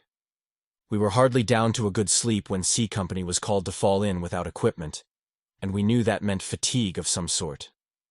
I have often admired the unknown who invented that word, fatigue, as applied in a military term. He used it as a disguise for just plain hard work. It means anything whatever in the way of duty that does not have to do directly with the manning of the trenches. This time we clicked a burial fatigue. It was my first. I never want another. I took a party of 10 men, and we set out, armed with picks and shovels, and, of course, rifles and bandoliers, cloth pockets containing 50 rounds of ammo. We hiked 3 miles up to High Wood, and in the early morning began the job of getting some of the dead underground. We were almost exactly in the same place from which we had gone over after the tanks. I kept expecting all the time to run across the bodies of some of our own men. It was a most unpleasant feeling. Some cleaning up had already been done, so the place was not so bad as it had been, but it was bad enough. The advance had gone forward so far that we were practically out of shell range, and we were safe working. The burial method was to dig a pit 4 feet deep and big enough to hold 6 men. Then we packed them in. The worst part of it was that most of the bodies were pretty far gone and in the falling away stage. It was hard to move them. I had to put on my gas mask to endure the stench, and so did some of the other men. Some who had done this work before rather seemed to like it. I would search a body for identification marks and jot down the data found on a piece of paper. When the man was buried under, I would stick a rifle up over him and tuck the record into the trap in the butt of the gun where the oil bottle is carried. When the pioneers came up, they would remove the rifle and substitute a little wooden cross with the name painted on it. The indifference with which the men soon came to regard this burial fatigue was amazing. I remember one incident of that first morning, a thing that didn't seem at all shocking at the time, but which, looking back upon it, illustrates the matter-of-factness of the soldier's viewpoint on death. "Hi, Si Darby," sang out one fellow. "Hi got a blighter ear with only 1 leg. What'll Hi do with him?"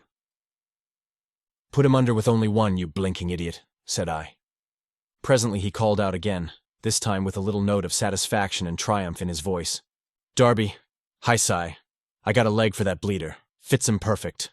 Well, I went over and took a look, and to my horror found that the fool had stuck a German leg on the body, high boot and all. I wouldn't stand for that, and had it out again. I wasn't going to send a poor fellow on his last pilgrimage with any Boche leg, and said so. Later I heard this undertaking genius of a Tommy grousing and muttering to himself. "Can't please Darby," says he, "no matter what. Fancy the blighter'd feel better with 2 legs if one was Boche. It's a fair crime sending him hover the river with only 1. I was sure thankful when that burial fatigue was over, and early in the forenoon we started back to rest. Rest, did I say? Not that trip. We were hardly back to Mammoth's and down to breakfast, when along came an order to fall in for a carrying party. All that day we carried boxes of Millses up to the dump that was by High Wood, 3 long miles over hard going. Being a corporal had its compensations at this game, as I had no carrying to do, but inasmuch as the bombs were moved 2 boxes to a man, I got my share of the hard work helping men out of holes and lending a hand when they were mired. Millses are packed with the bombs and detonators separate in the box, and the men are very careful in the handling of them. So the moving of material of this kind is wearing. Another line of man-killers that we had to move were toffee apples. This quaint toy is a huge bomb, perfectly round and weighing 60 pounds, with a long rod or pipe which inserts into the mortar. Toffee apples are about the awkwardest thing imaginable to carry. This carrying stunt went on for 8 long days and nights. We worked on an average 16 hours a day. It rained nearly all the time and we never got dried out. The food was awful, as the advance had been so fast that it was almost impossible to get up the supplies, and the men in the front trenches had the first pick of the grub. It was also up to us to get the water up to the front. The method on this was to use the 5-gallon gasoline cans. Sometimes they were washed out, oftener they weren't. Always the water tasted of gas. We got the same thing, and several times I became sick drinking the stuff. When that 8 days of carrying was over, we were so fed up that we didn't care whether we clicked or not. Maybe it was good mental preparation for what was to come. For on top of it all, it turned out that we were to go over the top in another big attack. When we got that news, I got Dinky out and scolded him. Maybe I'd better tell you all about Dinky before I go any farther. Soldiers are rather prone to superstitions. Relieved of all responsibility, and with most of their thinking done for them, they revert surprisingly quick to a state of more or less savage mentality. Perhaps it would be better to call the state childlike. At any rate, they accumulate a lot of fool superstitions and hang to them. The height of folly and the superlative invitation to bad luck is lighting 3 fags on one match. When that happens, one of the 3 is sure to click it soon. As one out of any group of 3 anywhere stands a fair chance of getting his fag or no fag, the thing is reasonably sure to work out according to the popular belief. Most every man has his unlucky day in the trenches. One of mine was Monday. The others were Tuesday, Wednesday, Thursday, Friday, Saturday, and Sunday. Practically every soldier carries some kind of mascot or charm. A good many are crucifixes and religious tokens. Some are coins. Corporal Wells had a seashell with 3 little black spots on it. He considered 3 his lucky number. 13 was mine. My mascot was the aforesaid and much revered Dinky. Dinky was and is a small black cat made of velvet. He's entirely flat except his head, which is becomingly round with yellow glass eyes. I carried Dinky inside my tunic always and felt safer with him there. He hangs at the head of my bed now, and I feel better with him there.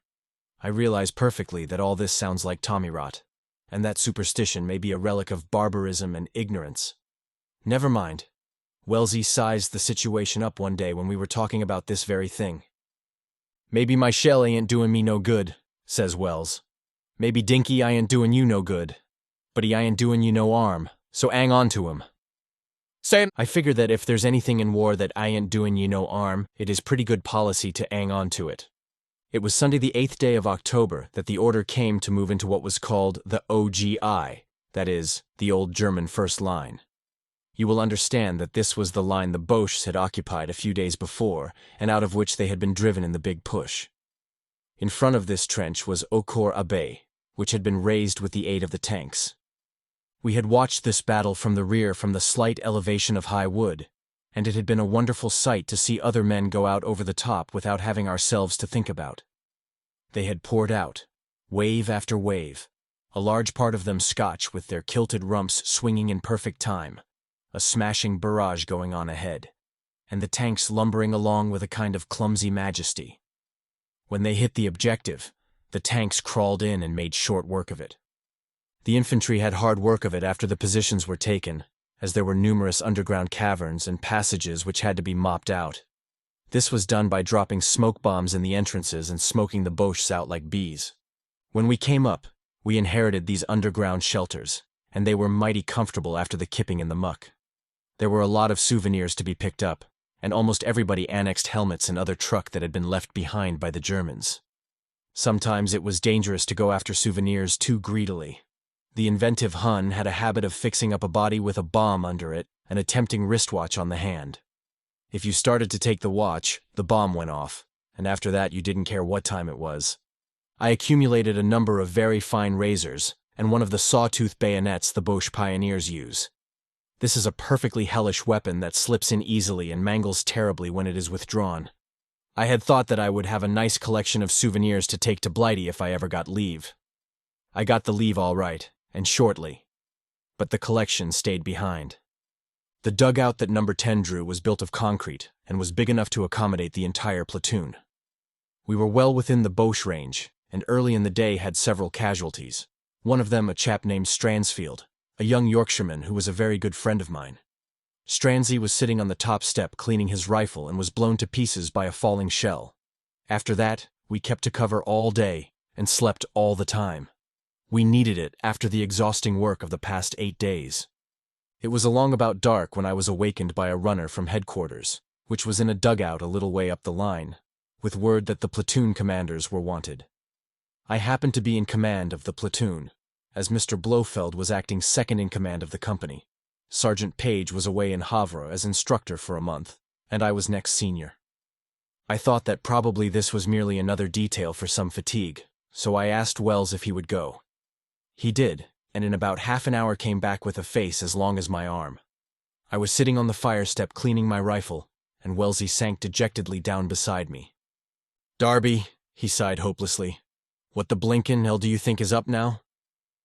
I hadn't the faintest idea and said so. I had, however, as the educated Bones used to say, a premonition of impending disaster. As a premonitor, I was a success. Disaster was right. Wellesley sighed again and spilled the news.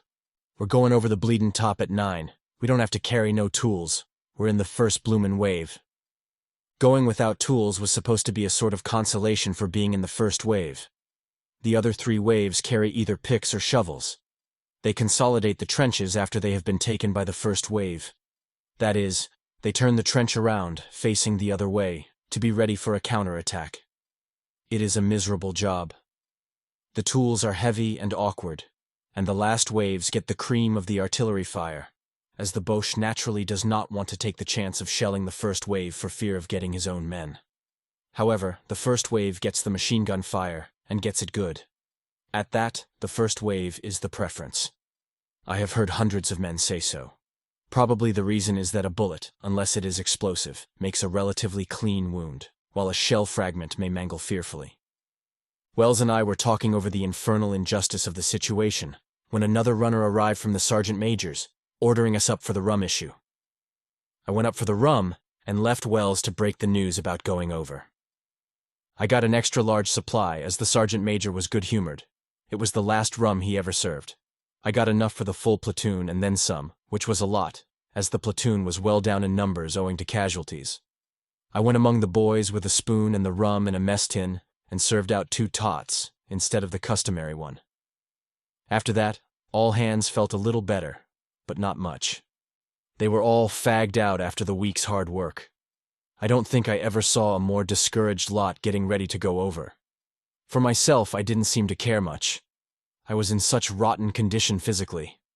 I rather hoped it would be my last time. Chapter 14. The Last Time Over the Top. A general cleaning of rifles started, although it was dark. Mine was already in good shape, and I leaned it against the side of the trench and went below for the rest of my equipment. While I was gone, a shell fragment undid all my work by smashing the breech.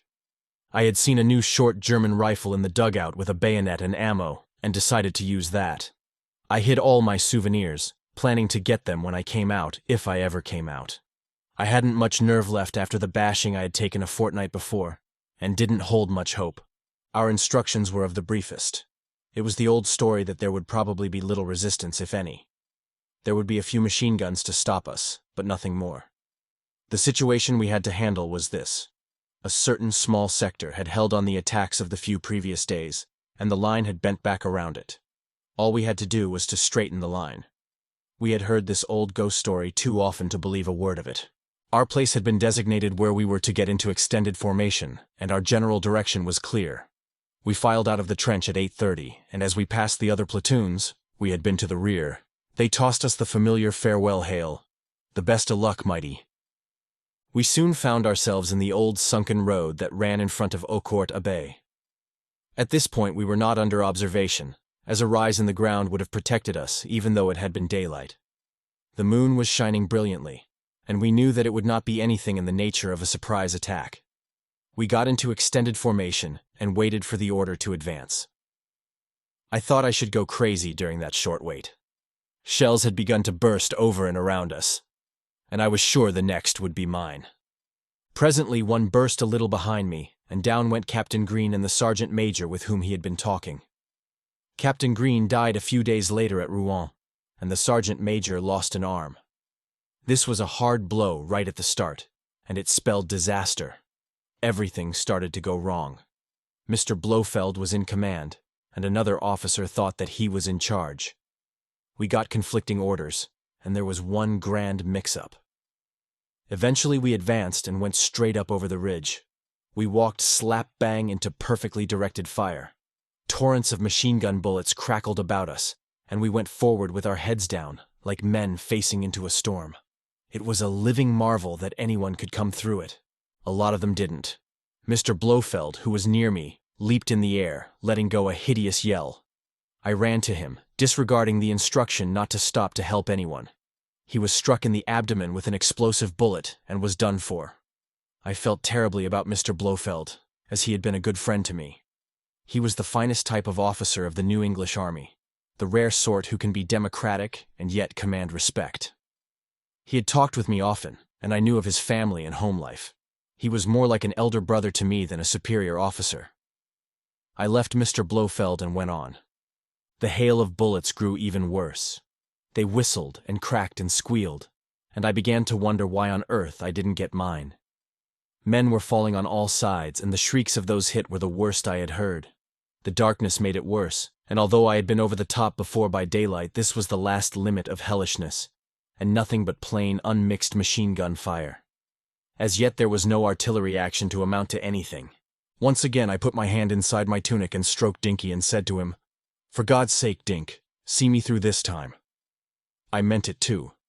I was actually praying to my mascot. I realized that this was plain, unadulterated, heathenish fetish worship, but it shows what a man reverts to in the barbaric stress of war. By this time we were within about 30 yards of the Boche parapet, and could see them standing shoulder to shoulder on the fire step, swarms of them, packed in, with the bayonets gleaming. Machine guns were emplaced and vomiting death at incredibly short intervals along the parapet. Flares were going up continuously, and it was almost as light as day. We were terribly outnumbered, and the casualties had already been so great that I saw we were in for the worst thing we had ever known. Moreover, the next waves hadn't appeared behind us. I was in command, as all the officers and non-coms, so far as I could make out, had snuffed. I signaled to halt and take cover, my idea being to wait for the other waves to catch up. The men needed no second invitation to lie low. They rolled into the shell holes and burrowed where there was no cover. I drew a pretty decent hole myself, and a man came pitching in on top of me, screaming horribly. It was Corporal Hoskins, a close friend of mine. He had it in the stomach and clicked in a minute or two. During the few minutes that I lay in that hole, I suffered the worst mental anguish I ever knew. Seeing so many of my closest chums go west so horribly had nearly broken me, shaky as I was when the attack started. I was dripping with sweat and frightfully nauseated. A sudden overpowering impulse seized me to get out in the open and have it over with. I was ready to die. Sooner than I ought, for the second wave had not yet shown up, I shrilled the whistle and lifted them out. It was a hopeless charge, but I was done. I would have gone at them alone. Anything to close the act, to blazes with everything. As I scrambled out of the shell hole, there was a blinding, ear-splitting explosion slightly to my left, and I went down. I did not lose consciousness entirely. A red-hot iron was through my right arm, and someone had hit me on the left shoulder with a sledgehammer. I felt crushed, shattered. My impressions of the rest of that night are, for the most part, vague and indistinct, but in spots they stand out clear and vivid.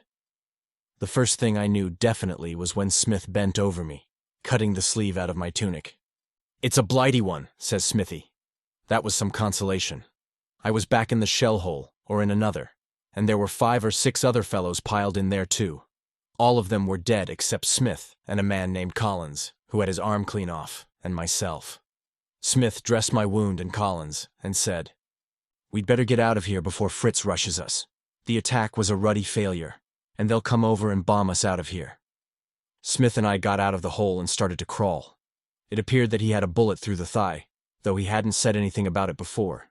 We crawled a little way, and then the bullets were flying so thick that I got an insane desire to run and get away from them. I got to my feet and legged it. So did Smith, though how he did it with a wounded thigh I don't know. The next thing I remember, I was on a stretcher. The beastly thing swayed and pitched, and I got seasick. Then came another crash directly overhead, and out I went again. When I came to, my head was as clear as a bell. A shell had burst over us and had killed one stretcher-bearer. The other had disappeared. Smith was there.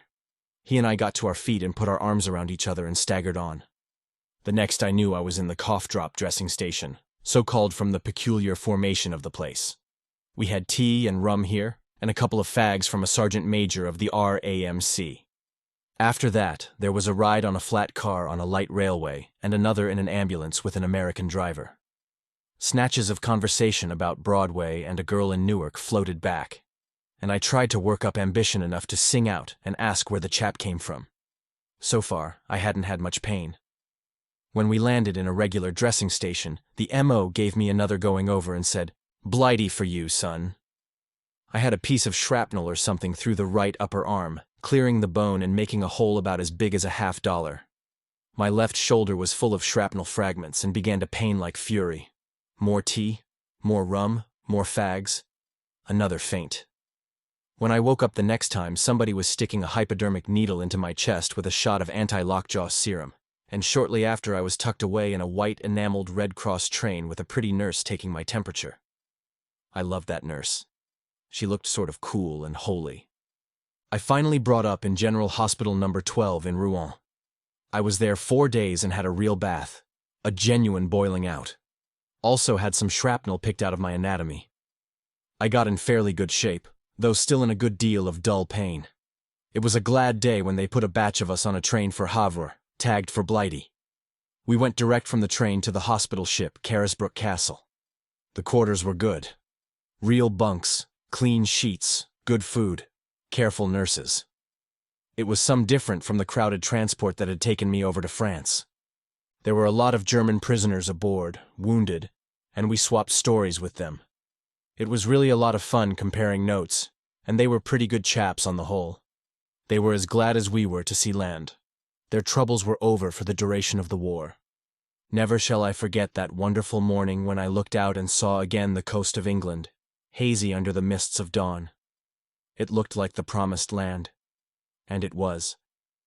It meant freedom again from battle, murder, and sudden death, from trenches and stenches, rats, cooties, and all the rest that goes to make up the worst of man-made inventions, war. It was Friday the 13th, and don't let anybody dare say that date is unlucky, for it brought me back to the best thing that can gladden the eyes of a broken Tommy. Blighty, Blighty, Blighty. Chapter 15. Bits of Blighty. Blighty meant life, and happiness, and physical comfort. What we had left behind over there was death and mutilation and bodily and mental suffering. Up from the depths of hell we came and reached out our hands with pathetic eagerness to the good things that Blighty had for us. I never saw a finer sight than the faces of those boys, glowing with love, as they strained their eyes for the first sight of the homeland. Those in the bunks below, unable to move, begged those on deck to come down at the first land raise and tell them how it all looked. A lump swelled in my throat, and I prayed that I might never go back to the trenches. And I prayed, too, that the brave boys still over there might soon be out of it. We steamed into the harbor of Southampton early in the afternoon. Within an hour, all of those that could walk had gone ashore. As we got into the waiting trains, the civilian populace cheered. I, like everybody else I suppose, had dreamed often of coming back sometime as a hero and being greeted as a hero. But the cheering, though it came straight from the hearts of a grateful people, seemed, after all, rather hollow. I wanted to get somewhere and rest. It seemed good to look out of the windows and see the signs printed in English. That made it all seem less like a dream. I was taken first to the clearing hospital at Eastleigh. As we got off the train there, the people cheered again, and among the civilians were many wounded men who had just recently come back. They knew how we felt. The first thing at the hospital was a real, honest-to-God bath, in a tub, with hot water. Heavens, how I wallowed. The orderly helped me and had to drag me out.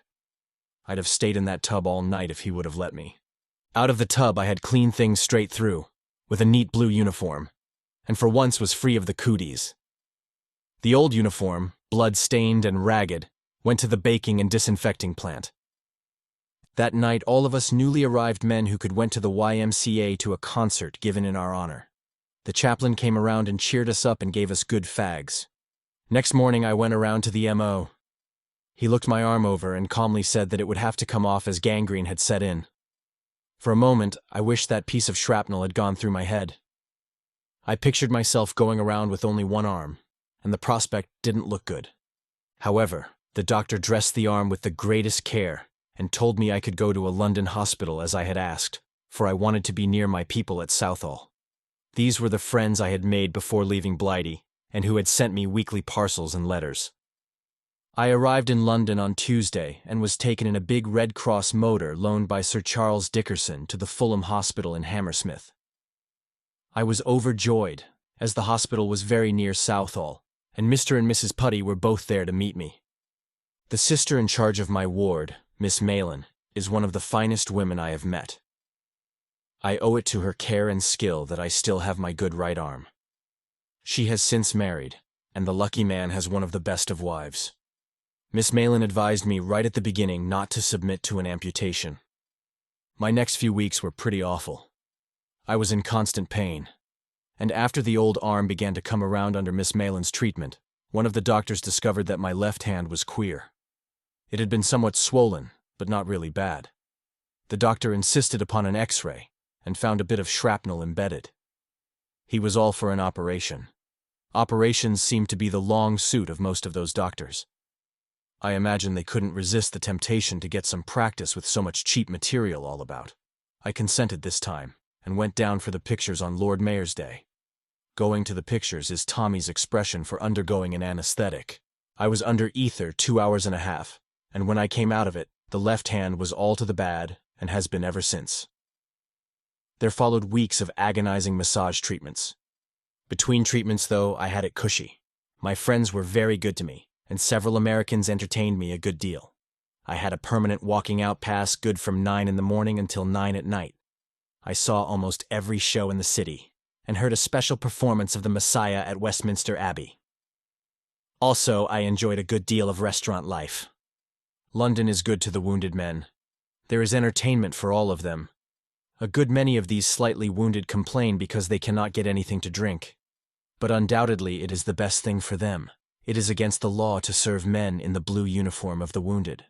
Men in khaki can buy all the liquor they want, the public houses being open from noon to 2:30, and from 6 p.m. to 9:30. Treating is not allowed. Altogether, it works out very well, and there is little drunkenness among the soldiers. I eventually brought up in a convalescent hospital in Brentford, Middlesex, and was there for 3 weeks. At the end of that time, I was placed in category C3. The system of marking the men in England is by categories, A, B, and C. A 1, 2, and 3 are for active service. A 4 is for the underaged. B categories are for base service, and C is for home service.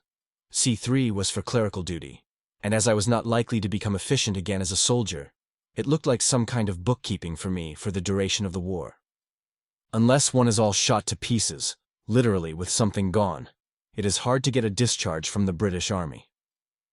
Back in the early days of 1915, a leg off was about the only thing that would produce a discharge.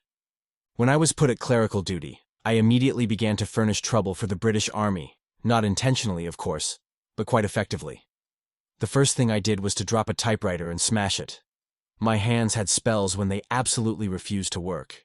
Usually it was when I had something breakable in them. After I had done about $200 damage indoors, they tried me out as bayonet instructor. I immediately dropped a rifle on a concrete walk and smashed it. They wanted me to pay for it, but the MO called attention to the fact that I shouldn't have been put at the work under my category. They then put me back at bookkeeping at Command Headquarters Salisbury, but I couldn't figure English money and had a bad habit of fainting and falling off the high stool. To cap the climax, I finally fell one day and knocked down the stovepipe, and nearly set the office afire. The MO then ordered me back to the depot at Winchester and recommended me for discharge. I guess he thought it would be the cheapest in the long run.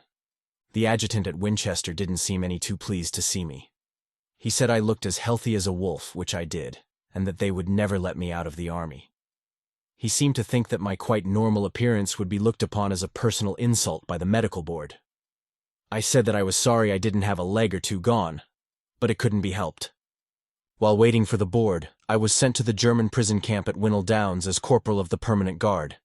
I began to fear that at last they had found something that I could do without damaging anything, and my visions of the USA went a-glimmering. I was with the Fritzies for over a week, and they certainly have it soft and cushy. They have as good food as the Tommies.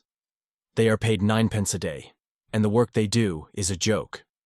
They are well housed and kept clean and have their own canteens, where they can buy almost anything in the way of delicacies.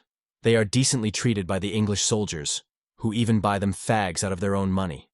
The nearest thing I ever saw to humiliation of a German was a few good-natured jokes at their expense by some of the wits in the guard.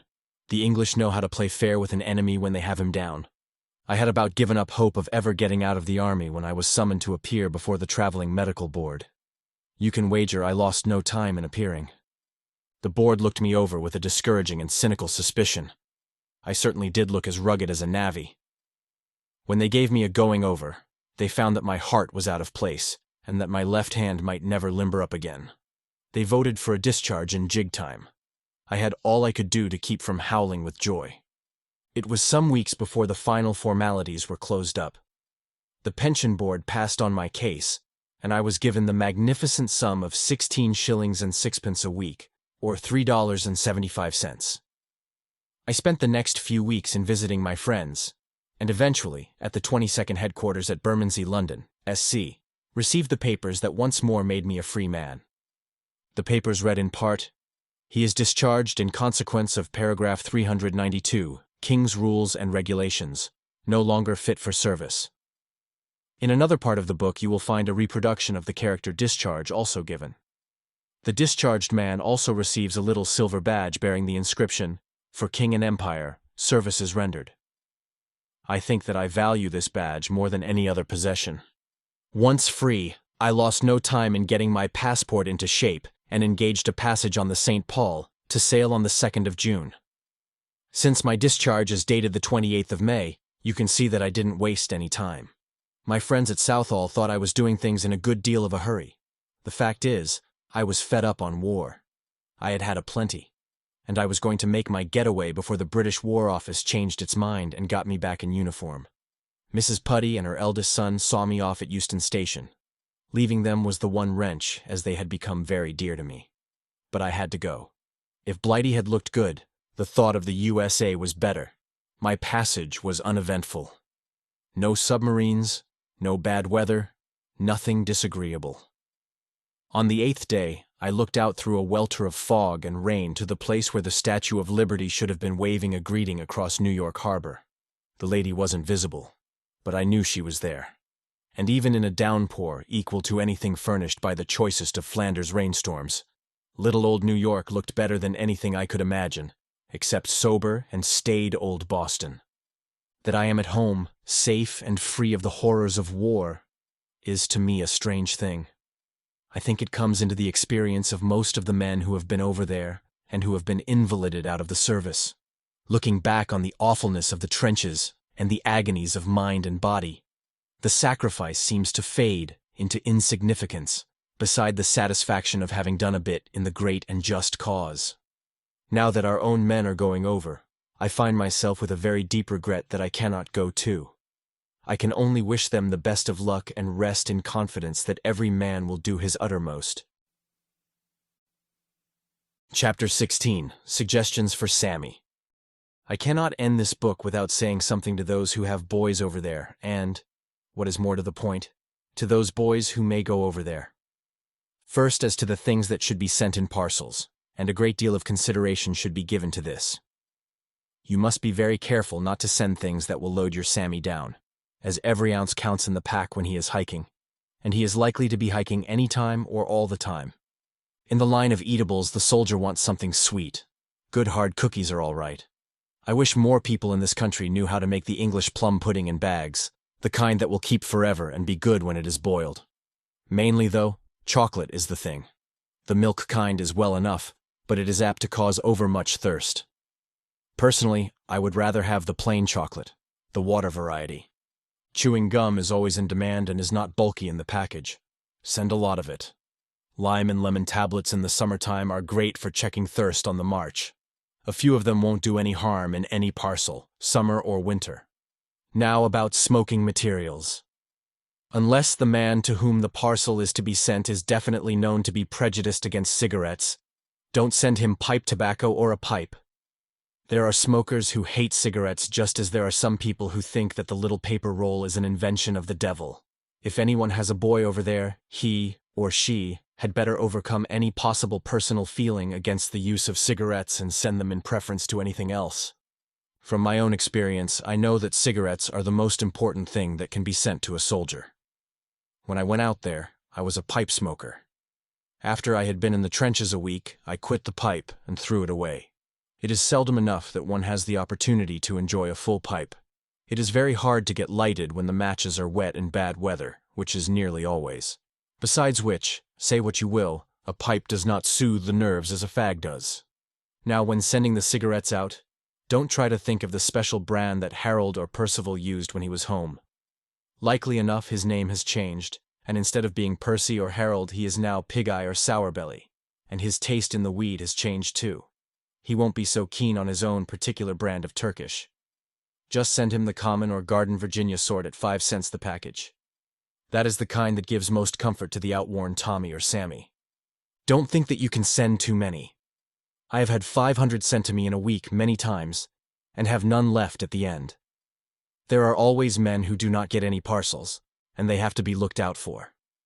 Out there all things are common property, and the soldier shares his last with his less fortunate comrade. Subscribe when you get the chance to any and all smoke funds. Don't listen to the pestilential fuddy-duds who do not approve of tobacco, particularly the fussy old maids. Personally, when I hear any of these conscientious objectors to my lady nicotine air their opinions, I wish that they could be placed in the trenches for a while. They would soon change their minds about rum issues and tobacco, and I'll wager they would be first in the line when the issues came around. One thing that many people forget to put in the soldier's parcel, or don't see the point of, is talcum powder. Razors get dull very quickly, and the face gets sore. The powder is almost a necessity when one is shaving in lukewarm tea and laundry soap, with a safety razor blade that wasn't sharp in the first place. In the summer on the march, men sweat and accumulate all the dirt there is in the world. There are 40 hitherto unsuspected places on the body that chafe under the weight of equipment. Talc helps. In the matter of sore feet, it is a lifesaver. Soap, don't forget that. Always some good, pure, plain white soap like Ivory or Castile, and a small bath towel now and then. There is so little chance to wash towels that they soon get unusable. In the way of wearing apparel, socks are always good, but, girly, make 'em right. That last pair sent me nearly cost me a court-martial by my getting my feet into trench-foot condition. If you can't leave out the seams, wear them yourself for a while, and see how you like it. Sleeveless sweaters are good and easy to make, I am told. They don't last long at the best, so should not be elaborate. Any garment worn close to the body gets cootie in a few weeks and has to be ditched. However, keep right on with the knitting, with the exception of the socks. If you're not an expert on those, better buy them. You may in that way retain the affection of your sweetheart over there. Knitted helmets are a great comfort. I had one that was fine not only to wear under the tin hat, but to sleep in. I am not keen on wristlets or gloves. Better buy the gloves you send in the shops. So that's the knitted stuff. Helmets, sweaters, and mufflers, and, for the expert, socks. Be very moderate in the matter of reading matter.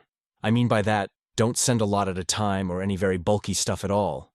If it is possible to get a louse pomade called Harrison's in this country, send it, as it is a cootie killer.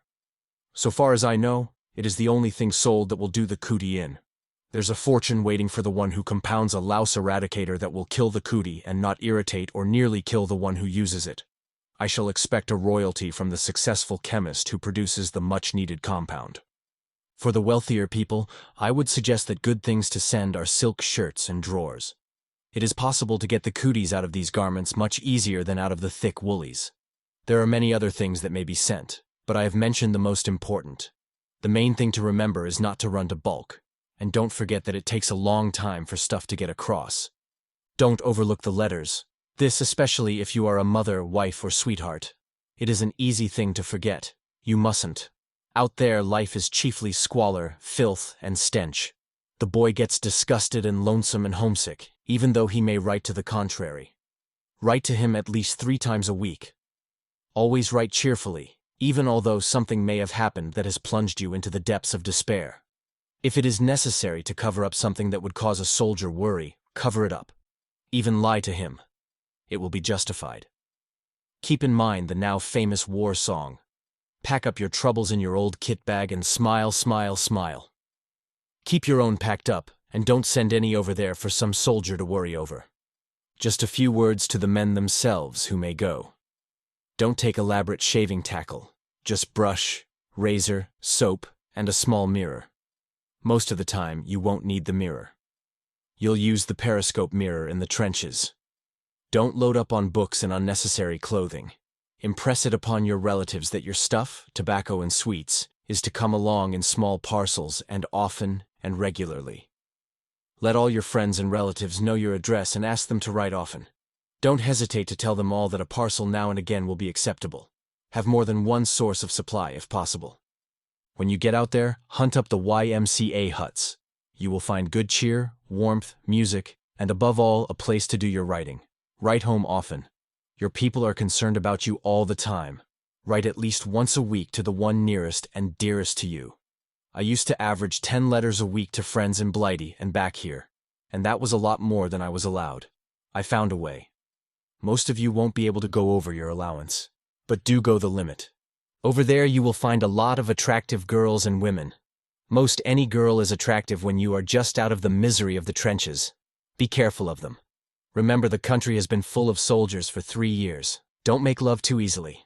One of the singers in the Divisional Follies recently revived the once popular music hall song, "If You Can't Be Good, Be Careful." It should appeal to the soldier as much as "Smile, smile, smile," and is equally good advice. For the sake of those at home and for the sake of your own peace of mind, come back from overseas clean. After all, it is possible to no more than give hints to the boys who are going. All of you will have to learn by experience. My parting word to you all is just, the best of luck. Glossary of Army Slang. All-around traverse, a machine gun placed on a swivel to turn in any direction. Ammo, ammunition. Usually for rifles, though occasionally used to indicate that for artillery. Argue the toss, argue the point. Back of the line, anywhere to the rear and out of the danger zone. Barbed wire, ordinary barbed wire used for entanglements. A thicker and heavier military wire is sometimes used. Barrage, shells dropped simultaneously and in a row so as to form a curtain of fire. Literal translation, a barrier. Bashed, smashed, big boys. Big guns or the shells they send over. Big push, the battles of the Somme. Billets, the quarters of the soldier when back of the line. Any place from a pig pen to a palace. Bleeder or blighter, Cockney slang for fellow, roughly corresponding to American guy. Blighty, England, East Indian derivation. The paradise looked forward to by all good soldiers, and all bad ones too. Blighty one, a wound that will take the soldier to Blighty. Bloody, the universal Cockney adjective. It is vaguely supposed to be highly obscene, though just why nobody seems to know. Blooming, a meaningless and greatly used adjective, applied to anything and everything. Bomb, a hand grenade. Bully beef, corned beef, high grade and good of the kind, if you like the kind. It sets hard on the chest. Carry on, to go ahead with the matter in hand. Char tea, East Indian derivation. Chat, officer's term for cootie, supposed to be more delicate. Click, variously used. To die, to be killed, to kill, to draw some disagreeable job, as I clicked a burial fatigue. Communication trench, a trench leading up to the front trench. Consolidate, to turn around and prepare for occupation a captured trench. Cootie, the common, the too common. Body louse, everybody has 'em. Crater, a round pit made by an underground explosion or by a shell. Cushy, easy. Soft, Dixie. An oblong iron pot or box fitting into a field kitchen. Used for cooking anything and everything. Nobody seems to know why it is so called. Doggo, still. Quiet. East Indian derivation. Doing in, killing. Dos, sleep. Duck walk, a slatted wooden walk in soft ground. Dud, an unexploded shell, a dangerous thing to fool with. Dugout. A hole more or less deep in the side of a trench where soldiers are supposed to rest. Dump. A place where supplies are left for distribution. Entrenching tool, a sort of small shovel for quick digging, carried as part of equipment. Estaminet, a French saloon or café. Fag, a cigarette.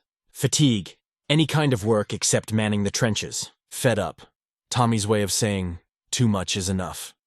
Firing step, a narrow ledge running along the parapet on which a soldier stands to look over the top. Flare, a star light sent up from a pistol to light up out in front. Fritz, an affectionate term for our friend the enemy. Funk hole, a dugout. Gas, any poisonous gas sent across when the wind is right, used by both sides, invented by the Germans. Goggles, a piece of equipment similar to that used by motorists, supposed to keep off tear gas. The rims are backed with strips of sponge, which Tommy tears off and throws the goggle frame away. Go west, to die. Grouse, complain, growl, kick. Hun, a German. Identification disc, a fiber tablet bearing the soldier's name, regiment, and rank, worn around the neck on a string. Iron rations, about 2 pounds of non-perishable rations to be used in an emergency. Knuckle knife, a short dagger with a studded hilt, invented by the Germans. Lance corporal, the lowest grade of non-commissioned officer. Lewis gun, a very light machine gun invented by one Lewis, an officer in the American Army. Light railway, a very narrow-gauge railway on which are pushed little handcars. Listening post, 1 or more men go out in front at night, of course, and listen for movements by the enemy. Meikonochi, a scientifically compounded and well-balanced ration, so the authorities say. It looks, smells, and tastes like rancid lard. M.O., medical officer, a foxy cove who can't be fooled with faked symptoms. Mess tin, a combination teapot, fry pan, and plate. Military cross, an officer's decoration for bravery. Military medal, a decoration for bravery given to enlisted men. Mills, the most commonly used hand grenade. Minis, German trench mortar projectiles. Napper, the head. Night ops, a much-hated practice maneuver done at night. No man's land, the area between the trenches. On your own, at liberty. Your time is your own. Out or over there, somewhere in France. Parados, the back wall of a trench. Parapet, the front wall of a trench. Patrol, 1 or more men who go out in front and prowl in the dark, seeking information of the enemy. Periscope, a box-like arrangement with 2 mirrors for looking over the top without exposing the napper. Persuader, a short club with a nail-studded head. Pip-squeak, a German shell which makes that kind of noise when it comes over. Push up the daisies, to be killed and buried.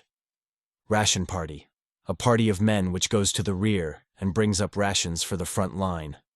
Rest, relief from trench service. Mostly one works constantly when resting. Ruddy, same as bloody, but not quite so bad. Sandbag, a bag which is filled with mud and used for building the parapet. Sentry go, time on guard in the front trench, or at rest at headquarters. Shell hole, a pit made by the explosion of a shell. Souvenir, any kind of junk picked up for keepsakes. Also used as a begging word by the French children. Stand to, order for all men to stand ready in the trench in event of a surprise attack, usually at sundown and sunrise. Stand down, countermanding, stand to. Stokes, a bomb weighing about 11 pounds usually thrown from a mortar, but sometimes used by hand. Strafing, one of the few words Tommy has borrowed from Fritz. To punish. Suicide club, the battalion bombers. Tin hat, steel helmet, wave, a line of men going over the top. Whacked. Exhausted. Played out. Whiz-bang, a German shell that makes that sort of noise. Wind-up or windy, nervous, jumpy. Temporary involuntary fear. Wooden cross, the small wooden cross placed over a soldier's grave. The end. Best audiobooks for free. Hopes that you have enjoyed this production of A Yankee in the Trenches by Robert Darby Holmes. Please like this video and subscribe to our channel on YouTube and Rumble, as your like and subscription are the support we need to create more great, free content. Please look to our website at bestaudiobooksforfree.com for a complete list of our audiobooks.